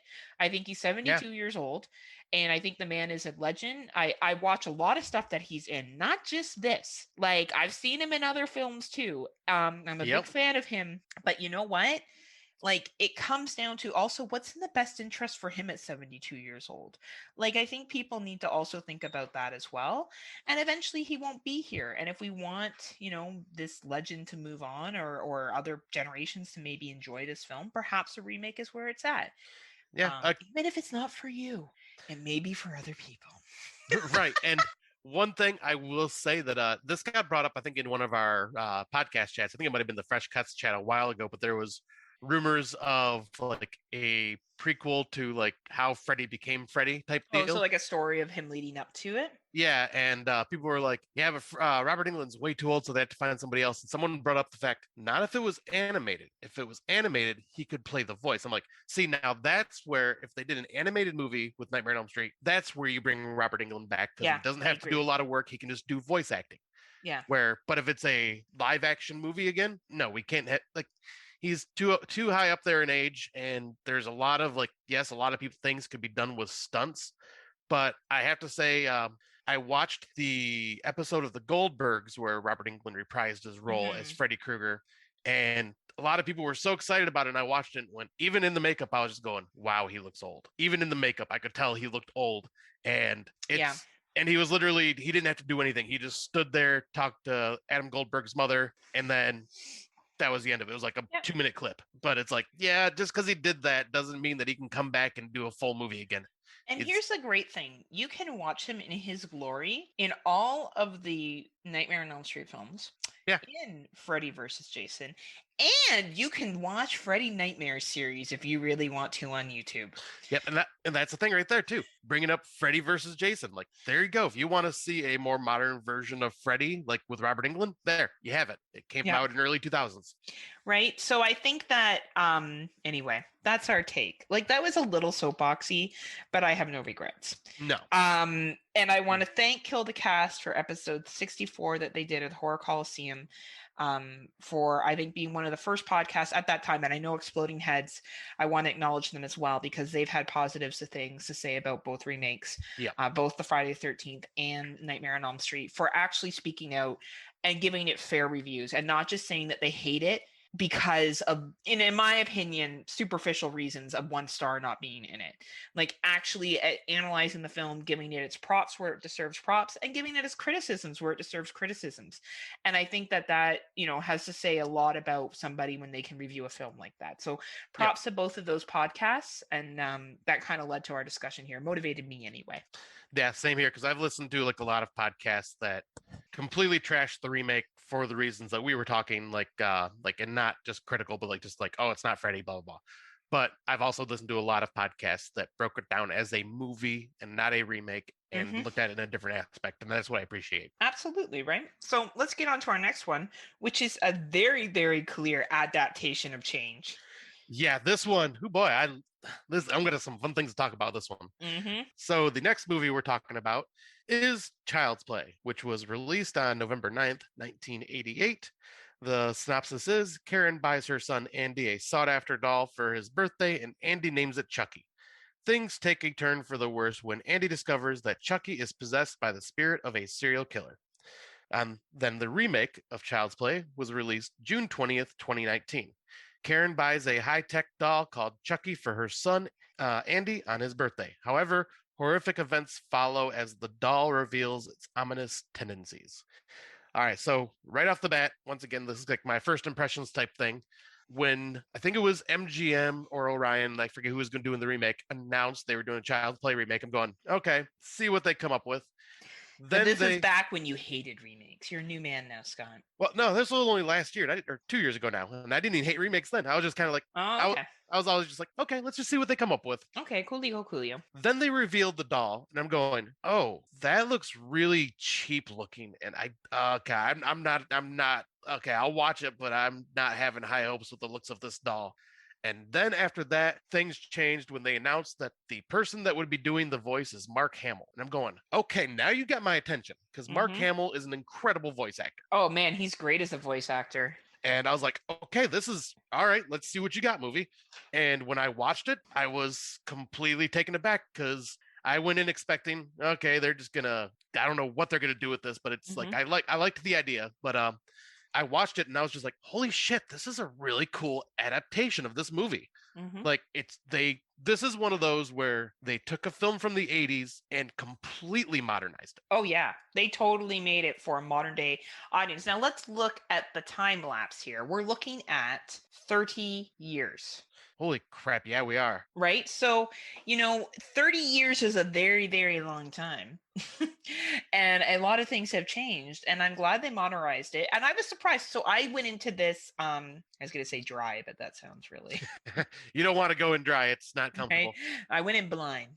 That I didn't watch a trailer. I had no idea what storyline they were going to use. And that wasn't like I was like, oh, I'm going to go in and not watch the trailer. I just didn't watch the trailer. Yeah. And I think that the storyline for 2019 made a hell of a lot more sense than some dude, doing voodoo to put himself in a doll. Now, I dig that storyline in 1988. Yet again, I watched these two back to back, and both are exceptionally well done films. Yes. Awesome films. Yeah. Because like the one thing I will say this here, Child's Play, the franchise, is right up there with Friday the 13th for me. I love every movie that is released from this series. Like, I cannot say the same. Really? No. I think this was a series that peaked with 1 and 2. Okay. And then got too silly. I was just gonna ask you though, did you watch what was it, Chucky, the one after Seed of Chucky? Cult of Chucky? There's one right before that. I've seen Curse of Chucky.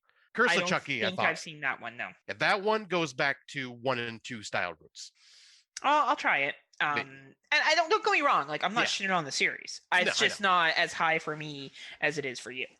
Yeah, because I think the low point for me was still a 5 out of 10, and then like everything else is above that for me. Yeah, that'd be generous for me for some of these. But I will say Chucky is one of those that icons from the 80s that absolutely fucking terrified me because I've always had a fear of my toys coming to life and killing me. So a killer doll, especially as evil and sadistic as the original Chucky was, completely haunted me.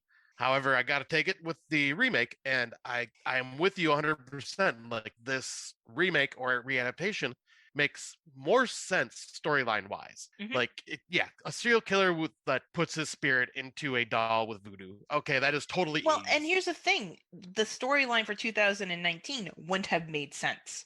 Like 30 years of technology had developed to make the 2019 storyline make sense. And I have nothing but respect for that. Yep, I was gonna say because bring in the fact that this doll is pretty much like an Google or like a Google Home or an Amazon Alexa, and you can just control everything that we use now with technology is fucking brilliant. And the fact that it was just some pissed off employee that just said fuck it and hacked the computers to like take away its learning capabilities, like it makes so much sense, like the way it plays out. And the one thing that I love about the remake is the way that Chucky is you're sympathetic for this poor machine because all it's trying to do is be Andy's friend, and it's watching and learning from Andy, but it's taking things too far because he doesn't know the boundaries. Well, it takes it literally, right? And it doesn't understand. And I think it also speaks to machines not understanding sarcasm or jokes. Like how many people joke around with their Alexis and say stupid things, and the Alexis responds with, I do not understand that. Why do you ask? Because it's literal. It doesn't understand sarcasm like humans do. Yeah. And I think that's really what this movie plays on. Really well, actually. Yeah, yep. Like, and I think everyone in this is extremely likable. Like, Karen, his Andy's mother, like being played by Audrey Plaza. Audrey Plaza's great. Oh, she did a phenomenal job. And she brings a modern take to the single mom. Yes. Karen in the 80s one is very wholesome. Her son wakes her up with like this ridiculous breakfast that he made. It's adorable, but it's Alex Vincent that plays Andy, isn't it? Yep, in the original. Yep. In the original. And Andy is just the sweetest little boy. Like, oh, he is. Oh my goodness. And for a child actor, I don't know how much acting he had to do because he just came across as a really sweet kid. He really nailed it. He really nailed it. And Chris Sarandon as the cop who shoots Charles Lee, what's his last name? Charles Lee Ray. And then somehow gets reconnected with all this. Like, first of all, we all know Chris Sarandon's my boyfriend. So he's a handsome fucker. I'm like, oh, hi, Chris. Hi, Chris, 30 years ago, when I was like, I don't know, 5 when this came out. But, I think that his delivery with the woman that plays Karen is excellent. Like, her relationship with her son, it was a very wholesome 80s film. Yes. Like, well, wholesome until you throw Chucky into the mix. Yeah, but wholesome, what I mean, like the relationship. Yeah. Like she's working at this department store. Her girlfriend offers to watch, Andy, which is where the first kill comes in. Andy's so innocent when he says like, Chucky said whatever the aunt was a real bitch, right? And got what was coming to her. Like, it's just how he delivers those lines, and then her reaction, and then her realizing that batteries were never in the doll in the first place, and she goes to throw it in the fire pit. And her panicking, like running around town and almost getting sexually assaulted by those homeless guys. And Chris Sarandon shows up and saves the day. And, and the final showdown's in the apartment. Like it's really well done. Like it's a different full final showdown. And then you have Audrey, I'm going to say her last name. Sorry. Audrey Plaza as a much more like edgy single mom, right? She even makes a comment of like, yeah, I have a kid. I had him with 16. I had a great sweet 16. Can I get that doll? Hey, didn't you bang that chick in the stock room? How is your wife after all? Like she's just very edgy and doesn't put up with shit, and even the customer return Or area. how I like to put it, she's very Audrey Plaza, because that is like her, just like Yeah. that type of, that's like her in real life, and I Like, love it's it. a modern day single mom that's like, I'm not gonna fucking put up with shit. Like, I know I gotta take care of my son, and I'm doing what I have to do here, but don't be a dick to me. Yeah. And even though she's kind of dating that guy who's kind of a dick, but not fully a dick, and then you find out he's married or whatever. Yeah, I was gonna say, yeah, he's a full dick. There were times where I was like, when they were just making out in the kitchen and shit, I was like, well, you know, whatever. Yeah. But then when he yells at Andy and loses his mind on him, I was like, what the fuck? Like, Yeah. you know, and so I thought that it was, you know, I thought both portrayals for times were really good. Like, they both represented the time and culture and the way people behave, and that they behave differently. Yeah, and the one thing I want to say, like, this is kind of a good comparison because of the I'm gonna go to the comparison of just Chucky himself. Yeah. Chucky from the 80s is a full-grown psychotic adult in a doll body. Yes. Where the Chucky portrayed in the readaptation has basically the mentality of a 5-year-old child, not understanding, like taking everything literally, like you were saying. Like, I like that there's like that just complete takeaway from these, and the fact that Chucky is only doing this to be friends with Andy in this one, where in the original Chucky's doing it because he wants Andy's body, and it's like a completely different. Like, these two stories could not be any more different.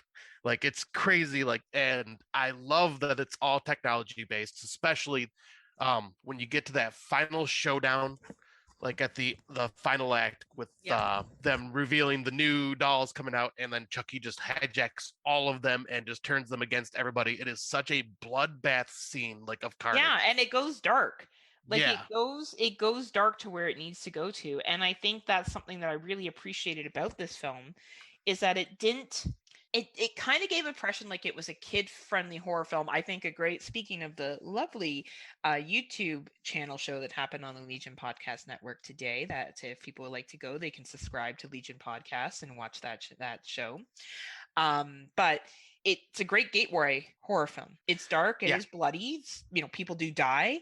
But I find that, you know, the scenes where people do die at first, you're kind of like, well, they deserve to die. So, for example, the mom's boyfriend, who actually has a family, who's a real big dick, Chucky kills. And at one point, Andy had showed him to some other kids. He had kind of been like a bridge to help Andy make friends.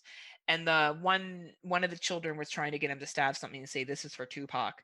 Yeah. And later on, when he stabs the mom's boyfriend, he says, "This is for Tupac." And it's really funny. I remember seeing it in the theaters and laughing. I'm like, oh, that's really good. Like, that's clever. Like, it's like, it's a good little like insert of a joke, and you kind of hate this dude anyway. And then his head is severed, and Chucky leaves it for Andy like a gift. Yeah. And then, you know, Andy has this really cute interaction with the detective Mike's mom that lives down, Doreen, and gives it to Doreen. And oh my goodness, and he goes over there for dinner. And like, even the side characters of Doreen and Mike. Yeah, they were so they were just so lovable. Like, you didn't want anything bad to happen to them. And then when unfortunately Doreen ends up dying because Chucky takes over the fucking Uber, basically. Which was great. Like, talk about a tie into, like, you didn't want her to die. I remember being like, well, maybe he's just gonna hurt her real bad and she's gonna end up in the hospital. Like, maybe. Yeah, like that. You know, it was a heartbreaking scene to see. It was really hard, and you see Mike get super angry, and kind of like Chris Sarandon's character in the other one was really convinced that Andy had something to do with it. Same with Mike in this one. Yeah. That there's, you know, all these events were happening, and it had to do with Andy, not with Chucky, but Chucky was setting up all of them like he did in the first one. I just think these two movies did such a good job of being a true adaptation, and modern adaptation with some solid actors in it. Like, you have Audrey Plaza, you have Mark Hamill. I know the other people aren't big names, but they were great. Yeah. Like, they did a good job of fucking, you know, delivering the lines that they had to deliver, and making you care about them. Even the two other kids. Yeah. They were likable. Yeah, like it was just all around, like, every character in this was likable, and just like, and it's just like in the original, like, they didn't have a lot of other side characters besides Chris Sarandon, Karen, and the detective that worked with Chris Sarandon, like as the side character. And then, well, I guess you could look at her girlfriend, her friend, that dies yeah. at the beginning, right? Who she's that very much like smart talking. What's her name? Maggie, that smart talking woman from the 80s that doesn't put up with any shit. Yeah, she reminded me of a 80s version of Audrey Plaza. Yeah, like that's who she was, right? And she was endearing. Everybody was endearing in both of these films, and you feel bad for Andy in both of these films. Like, they do a great job of building up Andy's character, where you're like, this kid is just in a situation where no one believes him, and he's trying to make the best of this shitty play. And holy fuck. And in both stages, like in both movies, he has to be pretty brave. As like a 4-year-old little boy trying to get away from Chucky, trying to get away from the doctors, trying to put him under to put him asleep so Chucky could get him. And then also as a 13-year-old boy or however old he is in the remake. Going to save his mom. Going to save his mom, and the standoff, and like, you know, and even the tie-in from the lines of let's cut you open and see what you're working with. Yes. Right? Like, it's, man, like, I think this is why people don't bitch on this remake. I think people don't bitch on this remake because it was done so well, and the characters were likable, the script was good, the pacing was good, it moves quickly, and it kept with the original flavor while making it relevant for today's audience.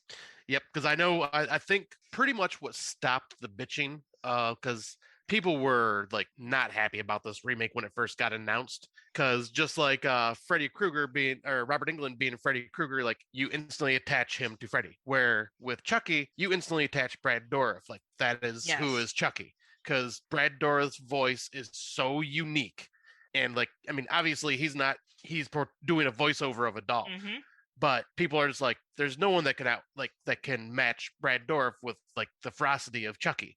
But then as soon as Mark Hamill got announced, everyone was just going, well, shit, let's put our foot in our mouth now, because okay, you just proved us wrong. There is a voice actor out there that could probably do this. And yeah, sure as shit, he went a different route with it. He wasn't like nearly as psychotic, but he brought a completely different style that fit perfectly with this movie. Absolutely. I couldn't agree more with you. So if we had to rank the Child's Play films, because I think we've said all we need to say, which is basically these two films are excellent in their own right. Like, they're both really fucking solid films. What are you going with? You go first, because this one's going to take me a second to think. So as much as I love the original, and I want to make this very clear, I love the original. I think it's great. I think Alex Vincent is adorable. My boyfriend Chris Sarandon's in it. If I could choose which one I would want to show people, and if I was like, for example, my friend's kid started to like horror at a younger age, it would be this movie. I could rewatch this movie again, and if it was on TV, I would stay and watch it because I like it so much. I'm going to give the remake over the original for me. Wow. Not by much. I want to make something clear here. Not by much. I still love the original. Like, it's pretty tier on tier.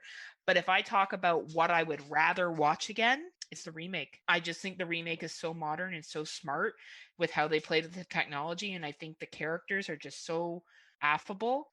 Even the side ones, and pulled on my emotions, and I thought it was funny when it needed to be funny and serious when it needed to be serious. It's just such a solid film. I can't acknowledge it in any other way by saying that it's my number one go-to. And then the original, right? Like, right there. That's, wow, that is impressive. Okay. All right, so I had to take some deliberations because, like I said, like, I love this franchise. Like, there is a couple but it was hard to put them in order. But I'm gonna go, for me, it's going to be 1, 2. I'm tied here with Remake or Curse, but it's either number 3 or 4 in the franchise for me, and everything else after. Because I do love 1 and 2 because they are like movies that scared the fuck out of me when I was a kid, and still have images in those movies that scare me to this day, or not scare me, but give me like the chills. See, I think the remake and the original are football fields better than every other movie in this series. Okay, yeah, that's interesting because I think part 2 just has some images that left me haunted for life that I just can't ever get rid of. Absolutely. But like, I would say like the remake for me personally wasn't scary. It was just more a very enjoyable horror film. Like, it had some good gory moments, but it didn't. You weren't anxious about Doreen? Doreen, yes, that was the one scene I would say I was anxious about. Yeah. Like, but like, I think there was like, just you weren't scared for the cat? I was more upset, not scared for the cat. I was more just like, oh, what the fuck? And maybe that's why I don't like it or that's why I like the originals better, because they didn't kill a cat. Yeah, you don't like kitty horror. No, stupid. But yeah, it's like I said, it's one of those ones where it's like it keeps going up the more I think about it and stuff. But yeah, I think I like 1 and 2 better. But it's still, that's high praise, because I love the franchise, and having it placed that highly is saying something. Awesome. All right, so the final movie on our franchise remakes. This one, I'm going to give a huge disclaimer right up front. Spoilers will be said in this one. This is a very new film, so heads up. We spoil all our movies. Yes. In this section. So this is going to happen too. Yep, this is going to happen too. We just cannot do it without it. But the one that we are talking about is the Wrong Turn franchise. So we'll start with the original Wrong Turn, which was originally released May 30th, 2003. Chris and a group of 5 friends, that shouldn't even be friends, just 5 people, are left stranded deep in the middle of the woods after their cars collide. As they venture deeper into the woods, they face an uncertain and blood-curdling fate. Dun, dun, dun. And then the Wrong Turn remake, released January 26th, 2021. Despite warnings to stick to the Appalachian Trail, hikers stray off course and cross into land inhabited by a hidden community of mountain dwellers who use deadly means to protect their way of life. Suddenly under siege, the friends seem headed to the point of no return, unless one man can reach them in time. Wow. Okay. So out of all the remakes on this list comparing to the original, this one is definitely the most like. Almost the same plot. Yeah. Oh, so similar. Like it's so similar that if you were watching them, you would be like, oh my God, which one is this? Yeah, because this one, all joking aside, this one completely just takes an idea of the franchise and basically just uses the scenario or the scenery. Yep. Nothing basically. else. Yeah. There is no mutant hillbillies in this at all. No, none. Well, you could consider them hillbillies, but they're not mutants. Yeah, they're not incest mutants. No, not incest or mutants. Cannibals. Well, not that we know of. None of them seem to be into incest, but yeah. We don't judge here on Friday Nightmares. Yeah, exactly. I mean, sex is sex. We approve of banging. Just it's got to be consensual. Consensual is what we care about here on Friday Nightmares. Consent. Anyway, back to the movie. All right, so I'm trying to think of where to even begin with this. Like, this one pretty much the only similarity is that it takes place in the deep woods of West Virginia. West Virginia. Take me home. But other than that, yeah, this is a completely different movie. Like this, I don't even know why they called this Wrong Turn. To be honest with you, like besides the fact that they use the title Wrong Turn as a line going, we must have taken a wrong turn or something like that at one point in the movie. That was it. And here's the thing, you can call something the same. So like, for example, I watched a movie called Numb the other day, which was a Canadian film. And I went to put it in my letterbox, and there was like 16 different movies called Numb, right? Well, I mean, and just like last year with what was it, Alive, and there's been a second movie called Midsommar. So people actually don't know about the original Midsommar, which has nothing to do with the Ari Aster film. It has to do with like a bunch of kids that went to a lodge in Sweden during Midsommar, and it's a slasher film. I watched it last year, so I know it exists. So like, you can use the same name. It's just I don't get why they made this an indication that it was a remake.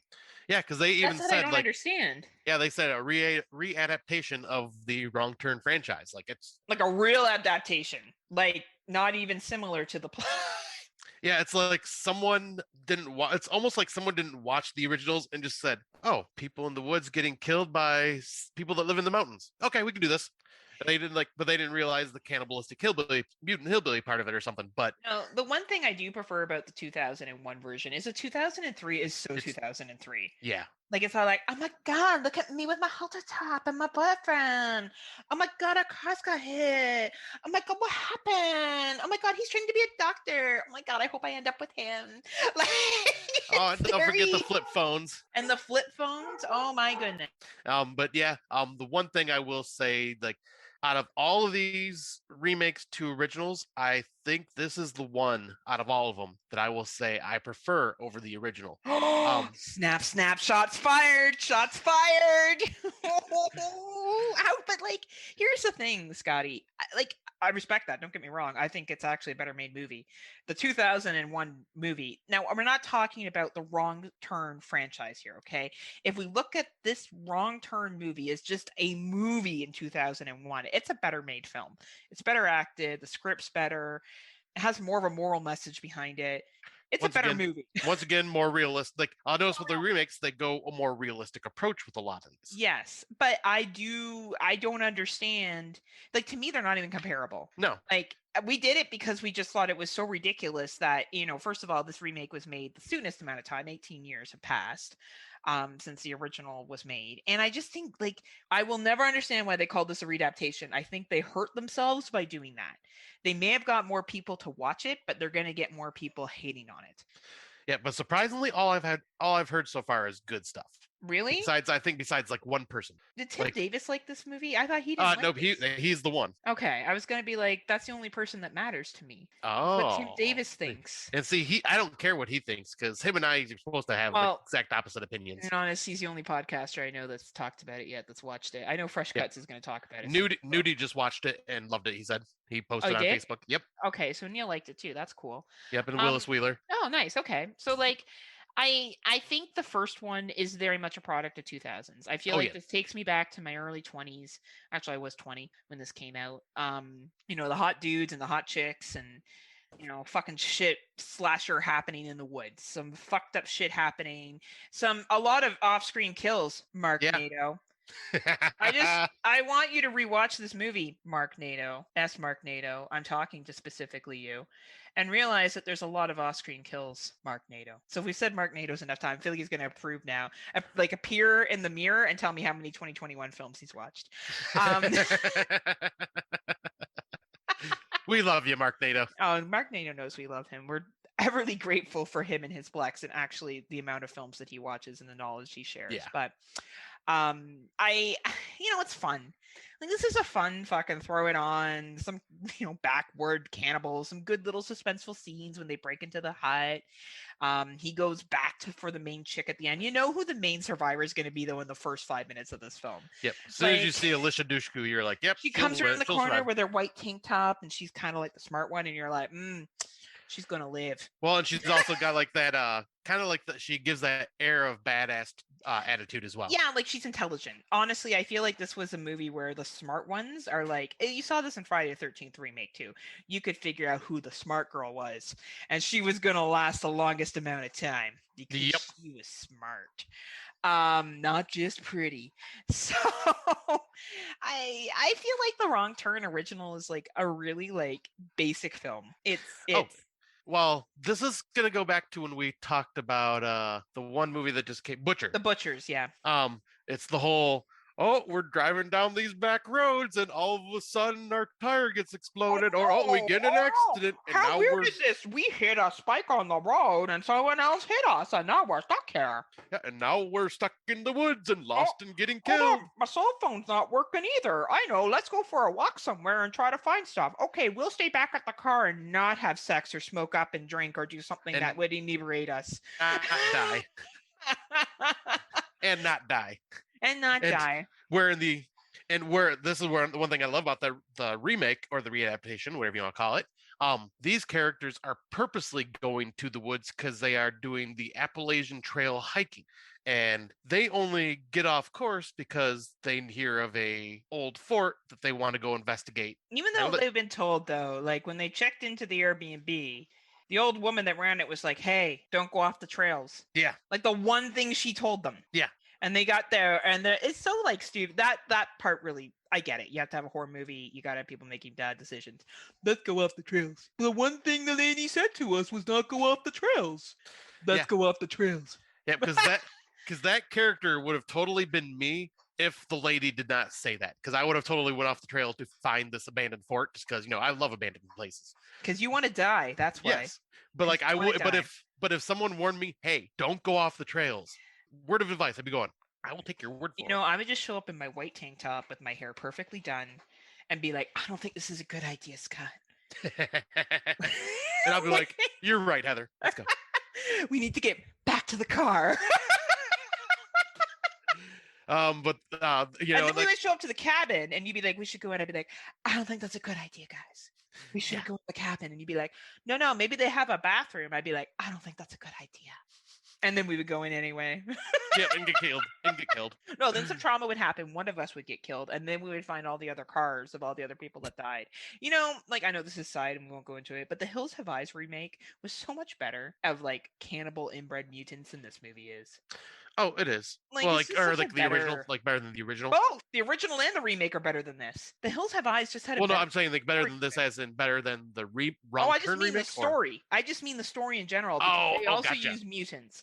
And like, I feel like they just gave the characters, like, you cared more, A, about the mutants, and also about the people that got stuck. Yes. Like, you actually bought into either one. This one, they're kind of like, and it's fine. Yet again, 2003. But I think with the remake, you know, this was also super woke. Like, they had people of color. They had Mhm. people of different sexual preferences. So it very Mhm. much reflected 2021, which was nice to see. Yeah. And the tree that comes down and fucking like fucks Oh them my- up.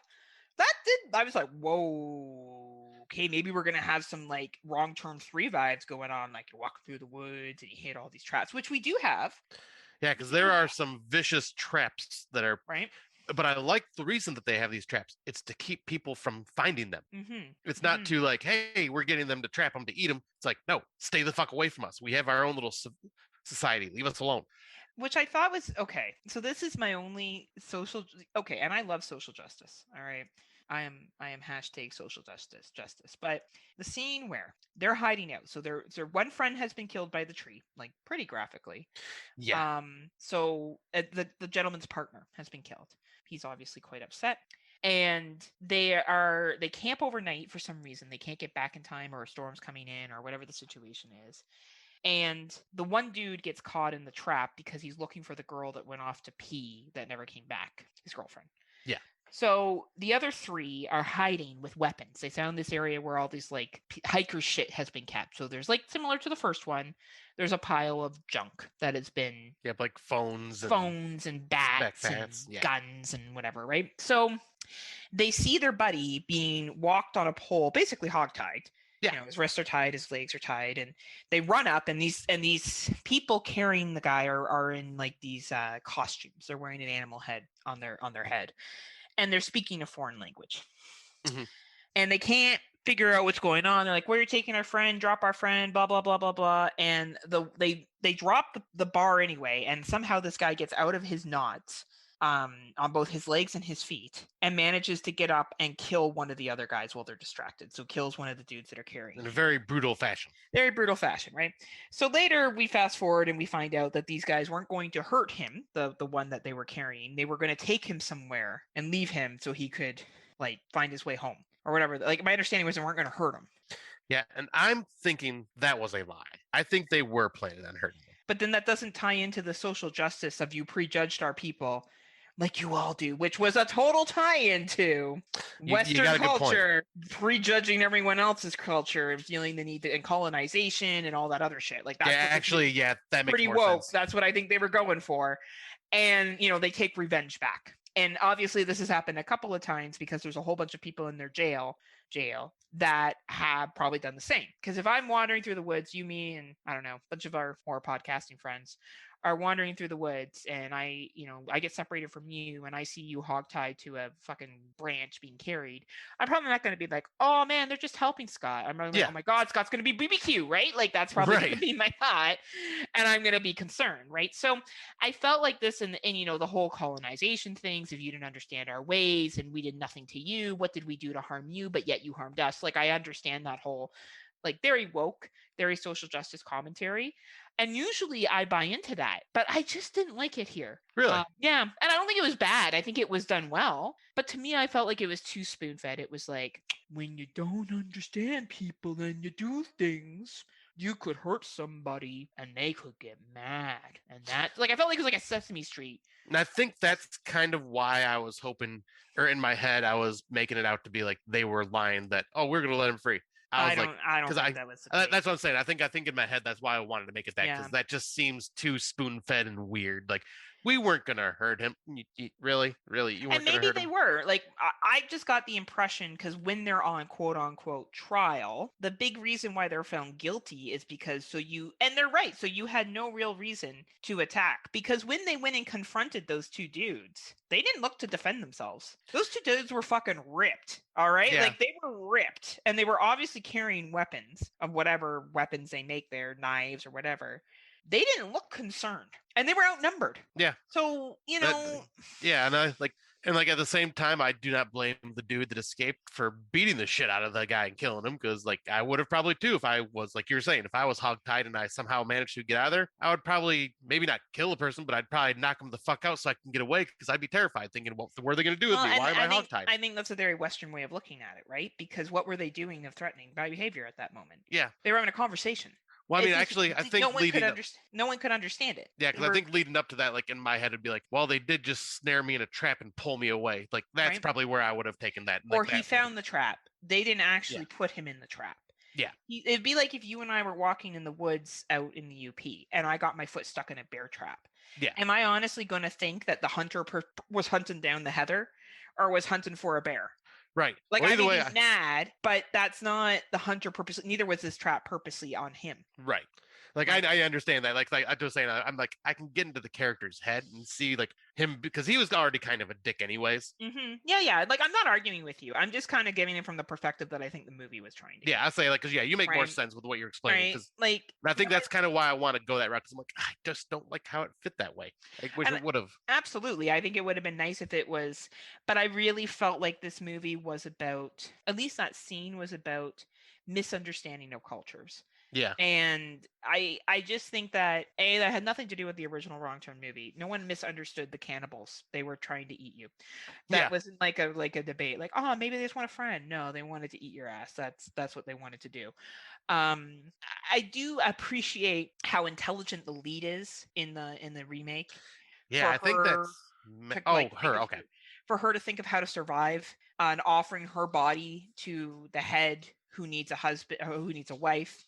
Offering her boyfriend services for sustainable just to be part of the community, basically. Well, sustainable environment. He had trainings on how to make things more sustainable. Oh yeah, that's right. Right. So because these individuals, they were almost like the village kind of concept, right? They had lived in normal quote unquote society and they had chosen to relocate here. Yes. So there was obviously a level of education among some of them where they understood what he was capable of offering, right? They understood the concept of sustainability and all that other stuff. So when she communicated that to them, they got it.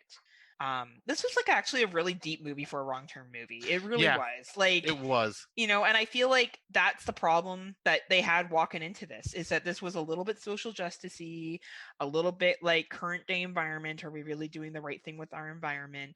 With some kills thrown in there. It was almost like a on roids version of The Village.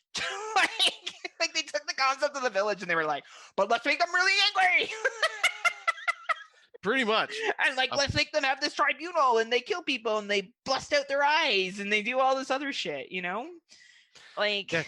Yeah, because didn't they take the one guy that lost his partner, and didn't they they ended up taking out one of his eyes, and then when they find him later, like he's got both missing? Yeah, both. Yeah, that's like with everyone else, because the idea is that you will see no evil and speak no evil moving forward, and they just keep all those people in that fucking cave. And she goes and she kills him. Yeah, because you could even see like the skull socket where his eyes were. Like they literally dug it all out, which was cool. Now, here's the thing. I don't know how you didn't die of infection, or all those other people didn't die of infection, but that's fine. We can move to movie magic there on how that was. I'll say pretty much only survival horror films focus on that part. It seems like not like real horror films. Not real horror where you're like, oh man, maybe like they'd have an infection and die and get blood poisoning. The acting was out of this world, way better than the original Wrong Turn. Yeah. But the original Wrong Turn was never meant to be a well-acted film. No, the original was the original Wrong Turn was just supposed to be fun horror film about the mutant hillbillies in the woods. Yeah, like it was supposed to be an original enough idea. Mm-hmm. Original enough, I say, because we already had The Hills Have Eyes come out. Right, they basically took The Hills Have Eyes and put it in the woods. Yeah, and they changed it a little bit, right? So Other point I wanted to make, I thought the father, searching for the kid was fine. Like, he's trying to go back and find his daughter, and he eventually does. And this was all really about the society that wanted to be left alone and believed that everyone could contribute. It was almost like communism is what they were trying. There was just so much political and social meanings behind this movie that I don't know why they called it Wrong Turn. This was a very socially, politically heavy film, along with some really a cool story, almost like a fantasy story, that I don't get why they called it Wrong Turn. I know why they called it Wrong Turn, Heather, for the one tiny little tie-in at the very end, which is there after the father, because the father does go out and search for his daughter, which everyone keeps bringing up. Okay, why are you still looking if the cops couldn't find it? Well, would you stop looking if you knew your daughter was out there? Which makes good sense. Oh, yeah, absolutely, yeah. And so he's like, I'm going to try everything in my power to see if I can find her. Oh yeah, hell yeah, dude. I will be doing the same. And I love it because he runs into some of the townsfolk who at the beginning of the movie you're thinking, okay, these are the fuckers that are gonna hurt these kids because they were all cocky towards them, and the main character even diagnosed him with liver failure because his skin was getting yellow, sclerosis of the liver. Yeah. And but then that all ties back in because he actually said, when he finds her later, he says, your daughter told me pretty much that I had sclerosis of the liver. I went to the doctor and she was right. So I want to help you. And he wanted to help them as well. And I thought that was really cool little time to bring them back in, where they're kind of leading you in the beginning to think they might be part of this whole thing. Well, and I think that also shows okay, we can have these rich kids that show up and bring value. They're not all shitty. This movie is so social and political. It is. It really, and it's fun. No, it's a fun little adventure story. I find it more of an adventure horror film. And the ending is great. The ending is. I was just about to say, but I wanted to bring up that ending was because after she's free and everything like that, they go back to the house, or she goes back to her house, and she's back with her family, and well, the head of that cult with the little girl that is part of that cult is sitting at the dinner table with them, saying they're just moving in next door, and pretty much he came back because she was pregnant and was going to take his wife with him. Yep, he wanted to take the baby, right? He wanted her because he wanted the baby. It really and there's the throwaway line about, oh, your brothers want to watch another inbred cannibal movie again. Yes, and that was where I was going to say, that's why they called it Wrong Turn, so they could use that line. And the Imagine scene that happens really deked me out. So I won't go into great detail of it because I want people to be somewhat surprised. But there's a deke out that I was like, oh. Yeah, because I was like, oh, shit. And then I'm like, oh, shit. Oh, shit. But I don't know. I feel... Yet again, I get why they called it Wrong Turn. As much as I don't get why they called it Wrong Turn, I do. It gets people interested. Money. I just think it's a shame because I think if you walk into this film expecting cannibals, you're going to be really disappointed. Yeah. If you're expecting a film like the first one, and I don't even know if these guys were cannibals and ate people. Maybe they did, but that was never a focus of the film. Yeah, they never brought it up. Right? So where do you rank it, Scott? Where do you rank these two? The Wrong Turn series. I like this one better than anything the Wrong Turn franchise has done. And I can say the franchise because that was one of my things before we recorded was to watch the entire franchise of Wrong Turn because I'd never seen them besides 2 and 3. So I watched 4, 5, and 6 and all that. Those are all fun movies. The entire franchise is fun. But are they good movies? Kind of. They're entertaining for what they are. Yeah, they're exactly what I want them to be. This is a much more serious social political look into horror, and I like it for that. It's hard to say I'll rank this before I put this ahead of the others because it's not even, it shouldn't even be part of the franchise, like we were saying. It's completely different. But if I'm going to go by quality and entertainment, I'm going to have to put the remake ahead of everything else. Wow, that's some big words. Tim Davis and you just officially broke up. Sorry for your loss. No, we have finally set the world right again because now we have finally disagreed on something. So I'm going to say something that maybe Scott will go on and go back and change what he has to say. I don't think you can compare these two movies together, and I'm not going to. I think they're separate. I like Wrong Turn, the original, in its own accord. I've only seen 2 and 3. After that, I like 3 more than I like 2. Mm-hmm. And I think that this Wrong Turn movie was fine. I enjoyed it. If I was honest of which one I probably enjoy watching more, it's probably the first one.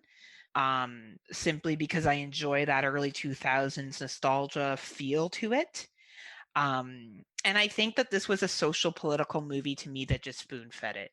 Like if spoon-fed concepts like everyone here contributes and we all take from the same system, communism.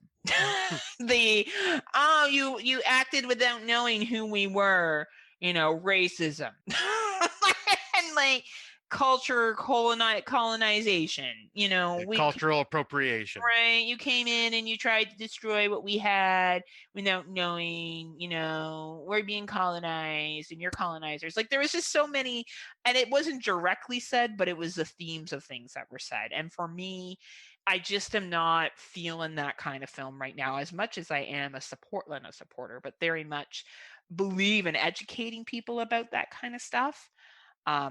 It just wasn't the tone I was looking for, but an exceptionally well-made movie, very well acted. Some awesome kills are in it, real and not real. Scott's playing with his beard because he's getting bored. I'm not getting bored. I'm actually listening because I actually like this. And I think both movies are separate in its own accord, and I don't think you can compare them. So just know, watching the Wrong Turn remake, it's nothing like the first one. No, go in watching the Wrong Turn remake as just its a movie. It's just like another horror film that's come out that's got a different story, because it's not a remake at all. It's a very woke 2021 movie, so prepare for some wokeness. Yeah. But that's okay. And like you can tell from what both Heather and I have said, like, we like these for different reasons, like the comparisons, but at the same time we both did say, like, we can't really compare them to each other because there's nothing comparable. Like, just which one do you like better than the other is the only thing we can do, really. Yeah. This'll keep it quiet. Oh, hi there. I didn't see you. You caught me cutting a new show. I'm Bo Ransdell, and I'm one of the many creators you can find on Legion Podcasts. I said quiet! My fellow podcasters and I work hard to bring you the best in horror podcasting, but that comes at a cost. Wouldst thou like to live deliciously? Not that, but also yes. No, what I'm getting at is that there are server costs for good microphones and software for editing, all the things that make our shows, fun to listen to. And you can help. If you're enjoying the shows on legionpodcasts.com or in the Legion Network available on iTunes and Stitcher, just about anywhere you can download a podcast, really, you can help us out and get a little something for your trouble at patreon.com/Legion Podcasts. For just $2 a month, you get a pair of movie commentaries exclusive to Patreon, and for $5, you can also join us for a monthly screening of a movie. All of that available on patreon.com/Legion Podcasts. We appreciate it, and thank you for listening. Now, back to the cutting room. So finally, our Out of the Dark segment is what are our thoughts on remakes that completely change the story, aka Wrong Turn, which is really where this question came from. I don't care if a remake completely changes the story. We will be covering another film, which I actually think we can do, not in the franchise one that we're going to do next time, Prom Night, because Prom Night 2 and 3 and 4 don't actually follow the sequencing of events from Prom Night 1. They happen in the same universe, but they have nothing to do with the same characters. That's a good point. Right? So really 2, 3, and 4. When is Mary Lou in it till? 2 and 3. And then 4 is something completely different. Yeah, isn't it like a nun, weird ass priest or something like that, right? So it goes off the rails. So I think that we can do Prom Night, the remake from 2010 and the original. They're nothing alike. Scott will see. Yeah. I don't think he's ever seen the remake. Nope, never seen the remake, so I'm very curious. They're not even the same theme. It's like a completely different film, kind of like Wrong Turn. So I feel like when you do this, you really run a risk. I feel like people who call a film similar to a remake but use nothing from the original concept run the risk of getting people to go to the theater to see it and be really happy that it's a complete reimagination of the series and starting from scratch, or they get pissed and they're upset that it wasn't what they thought walking into it. Yeah, because what that shows me is when someone attaches either as a sequel or a remake in this matter, the name of a franchise and say, yo, this is a remake, or yo, this is a sequel. What you're telling me is you do not have faith in this movie to stand out on its own, because you need the franchise to lure people in. And that just tells me that the studio doesn't have faith in it.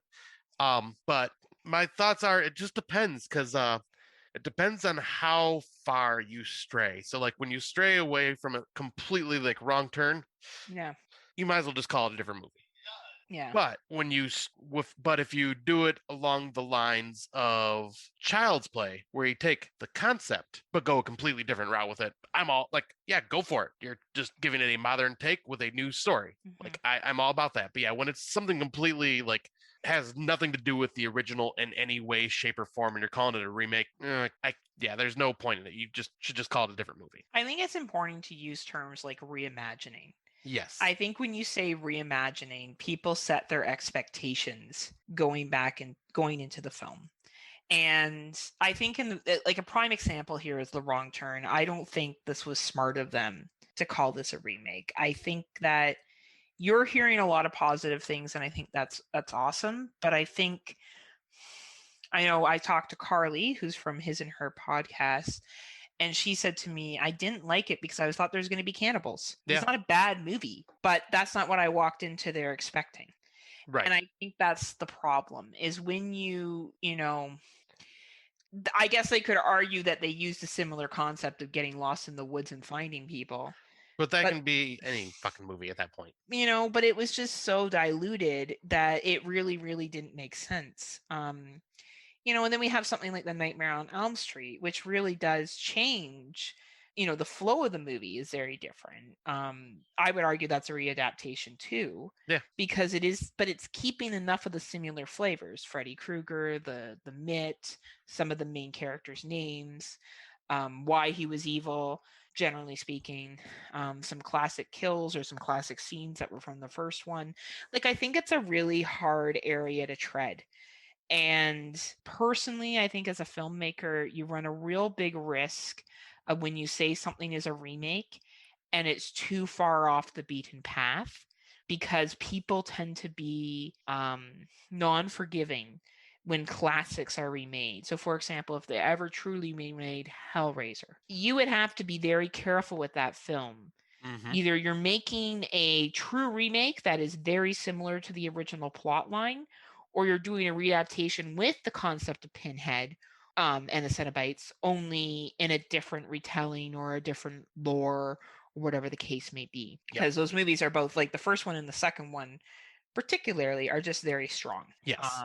As they go on, they become less strong. You could say it just a little bit. But the first one and the direct sequel, they're back to back to each other. You could watch them back to back, and they do build on each other nicely. They're very, very good films. Phantasm, excellent film for when it came out. You could not remake Phantasm scene by scene now. No. People would be like, what the fuck is this shit? This makes absolutely no sense. Like, similar to Child's Play, you would need to reimagine the story. Yeah, because for one, Phantasm is almost like a total acid trip. It is, and it's fun. Very bizarre and out there, and it's I'll say the movie's fantastic, but it's just bizarre and out there, and it would bring in older fans, would not bring in a new audience, I don't think.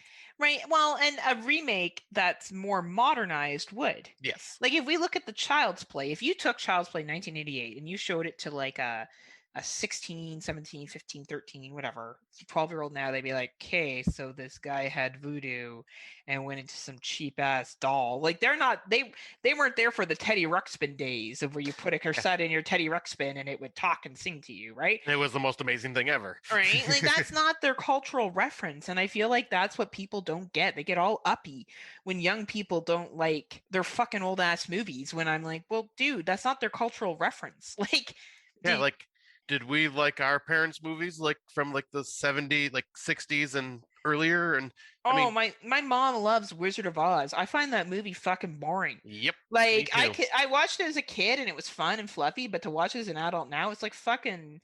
Now maybe there's someone listening just is like, I love Wizard of Oz. It's my childhood memory, and that's awesome.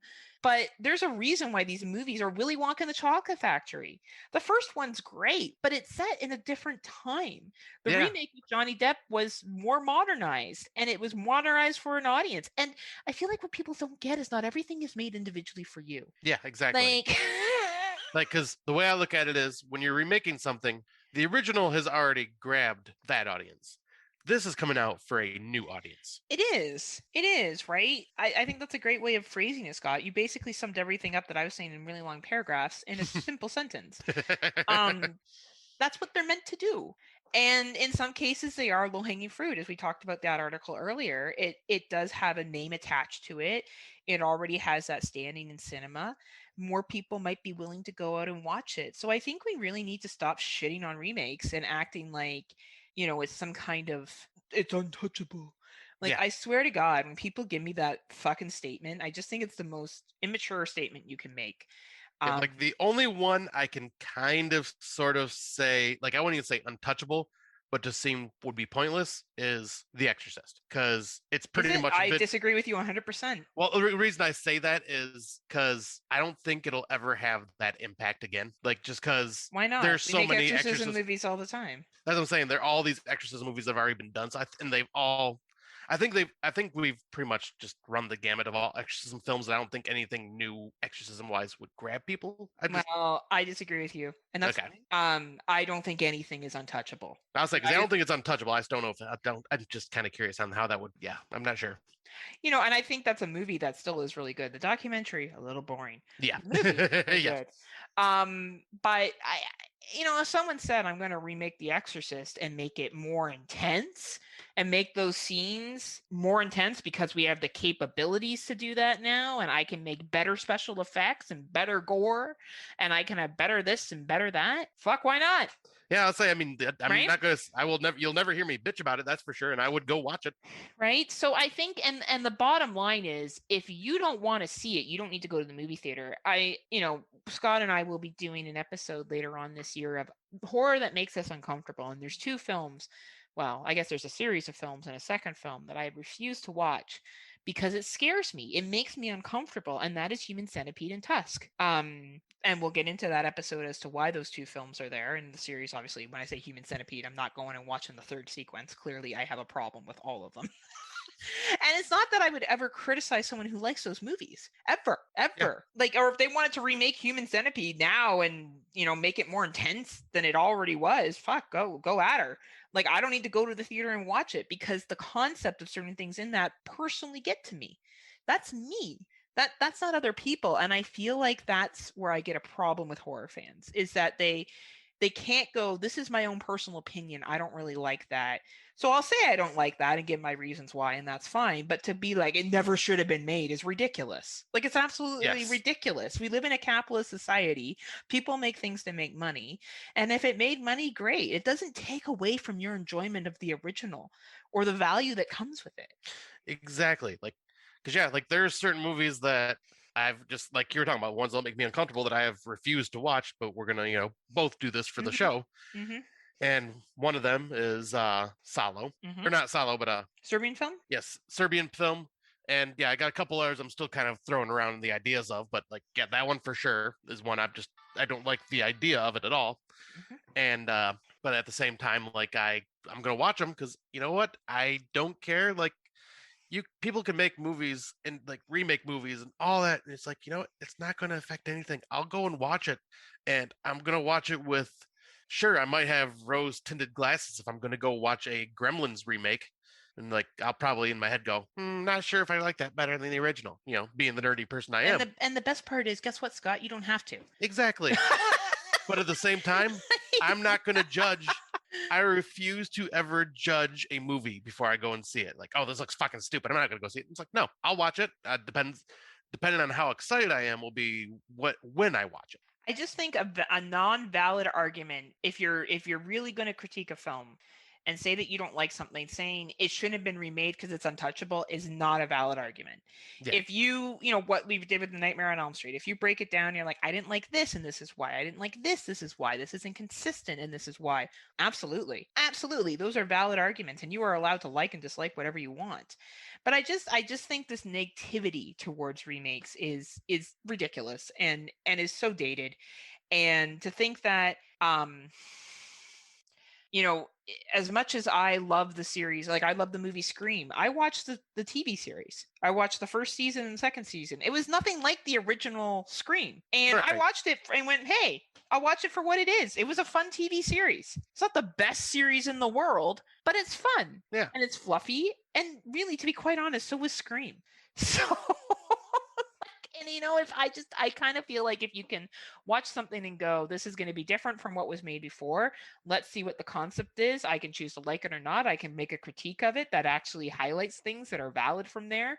Like Phil and Craig, for example, when they critique a movie, they're not like, I just didn't like it. Like they give valid reasons as to why, and they cite back to the film. Yep. So Like I look at them as like legitimate film critic connoisseurs. Like they watch Absolutely. everything. You listen to Exploding Heads podcast and you listen to Dave C. and Christian and Brandon go over a film. They give valid reasons why they like or dislike something. Now, it could be personal and it could be something that the other two don't agree with or the other one doesn't agree with or whatever. But there's cited reasons as to why. Same with Kill the Cast. There's certain people, when they do a movie review, they cite reasons as to why they don't enjoy it. And they give reasons that tie back to the film more than like, I don't like remakes. Like that. Right. That is not a valid reason. So we kind of went on to a different side topic here about In the Dark. And I really feel like I got soapboxy, but it's my podcast with Scott, so I guess we're allowed to. And I can't, just so everyone knows, I can't rein her in. I just let her have her fun. Can't rein her in. When she gets on her soapbox, I just get more boxes to put underneath her to stand taller. It's so funny because after I'll complain, like I do this all the time, and then Scott one day will go off on something. It's a couple of episodes he goes on. I wouldn't say rant. He just states his opinion. Later on, he'll be like, do you think that was too much? And I'm like, dude, if that's too much, we got a problem. Because that's how I roll.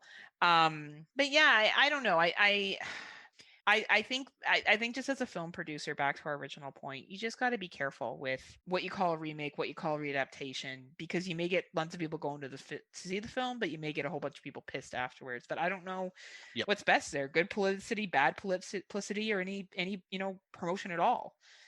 Yeah, I'll say it's one of those just kind of just tough things to figure out. Like it's that thin line that you're treading when it comes to a remake that doesn't really have any reason to be a remake, like besides just the name. And it's one of those things, like you said, like people are going to go in expecting one thing and come out disappointed because it's not that. So I think it's just like, if you're going to change it completely, just give it a different name. Yeah, I think you just run that risk of people just you're alienating somebody doing that. Like someone's going to walk in and be like, where's the cannibals? Right, exactly. Yeah, that's literally them being alienated then at that point. Right. And I think that's, maybe more people would like the wrong term remake, or I don't know, maybe they really don't like the film, and that's okay too. But maybe they really don't like it. Maybe they would have liked it more if they didn't go in there being like, hey, what's the name of the cannibal? The big famous one. Oh, Three Finger. Three Finger. They're like, where's Three Finger? Right? Like, that happens, right? Yeah. And the Wrong Turn movie, I don't think is a critically acclaimed love film like it's that whole entire Nightmare franchise. on Elm Street or Friday or the 13th is. No, I was gonna say, like, out of everything that we put in this franchise, it's definitely the weakest of all the franchises, just as like popularity wise. Yeah. But it's just one of those newer ones that got a remake that we wanted to talk about, especially because of how different it was. Would you say the most three popular ones are Friday the 13th, Nightmare on Elm Street, and Texas Chainsaw Massacre? I would say probably Child's Play over Texas Chainsaw. Really? I think so. I have a hard time. I think those two are on par because I think more people know Chucky than they know Leatherface. I don't know about that. And I don't know. I don't know. I think we should pull up. I'm kind of curious about that now, actually. Yeah, because I am kind of curious, like, who you would remember more. Because like I'm trying to sort through in my head, and both have a huge amount of movies. Both have storylines that no longer make sense. You know, both have some comical shit to them. Yeah. Like I'm thinking of the Renée Zellweger and Oh, Matthew McConaughey. Yeah. Next Generation. Yeah. You know, movies that probably never should happen. But like you know, we didn't even talk about the Leprechaun series. Oh boy. Like I don't think they've made a remake of Leprechaun. No, they kind of sort of did one of those like readaptations that it's like a sequel, like the sequel to the very first movie. Okay. Because brings back a couple of the main characters from the first movie, and it's actually done by Stephen Kostanski, who did my favorite film this year, which is Psycho Gorman. Oh, cool. I didn't know that. Yeah, and it's actually really good. So like it's shocking how good that movie was. Interesting. What's it called? Leprechaun Returns. Leprechaun Returns.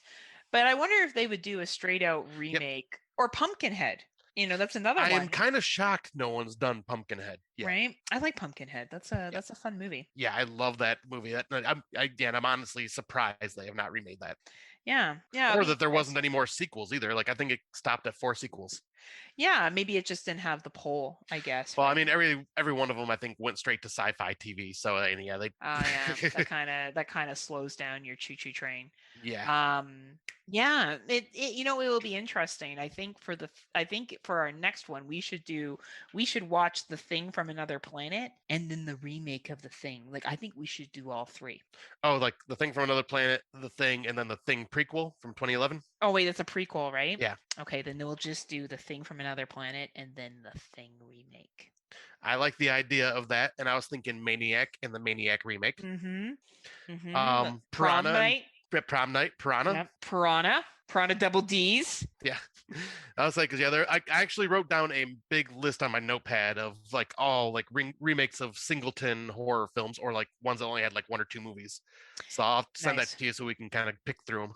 Yeah, I'm excited to talk about Prom Night. The Suspiria. Not because I think Prom Night. Oh, Suspiria. Yes, Suspiria. We got to talk about that one. Yes. Do you hear that, Dave Z? Suspiria. Man, I don't know about Prom Night. Like I want to watch Prom Night. I know you're not going to like it, but it's such a little fun slasher. Yeah, it's one of those movies that I already know I'm probably just going to be like, what the fuck? But at the same time, like the original didn't blow me away, but I'm also like didn't hate it either. I remember when you told me it was boring. Yeah, I rewatched it and still a little boring, but it's you're like still boring. But it's better than I originally gave it credit for. That's really funny. Well, I think you know, we've ranted about remakes. This episode went a lot longer than we thought it was going to. Yeah. We apologize in advance. This is what happens when you watch 12 fucking movies. But we wanted to give a fair comparison and state our very, very needed and valued opinions that I'm sure everyone is very concerned about hearing. But we will join you next time for our next remake episode. We won't do any research beforehand because obviously we've already talked about it. We'll probably just get right into the films, and maybe we'll do 7 films or 6 films. We usually do 6. Yeah. Because that's a lot of movies. And yeah, we'll see how these singleton ones pulled it off. But until then, do you have anything else you want to add, Scotty? Yes, I do actually. A few things. First, I want to give a plug and say, please go to the Legion Podcast Patreon page and subscribe if you can. And even if it's just a couple bucks, like Heather and I had said in the very beginning, we are doing content for that place. We will be doing. I think we have a couple things lined up for you that you will all enjoy. Oh, we sure do. Also, go to www.legionpodcast.com and subscribe, like, and share as much as you can, just to try to help promote the shows a little more. Anything helps, and if you can, go and rate and review your favorite podcast from this network, just to help them out too. Like, you can't really rate and review us technically because we're under Kill the Cast, but you could rate and review Kill the Cast.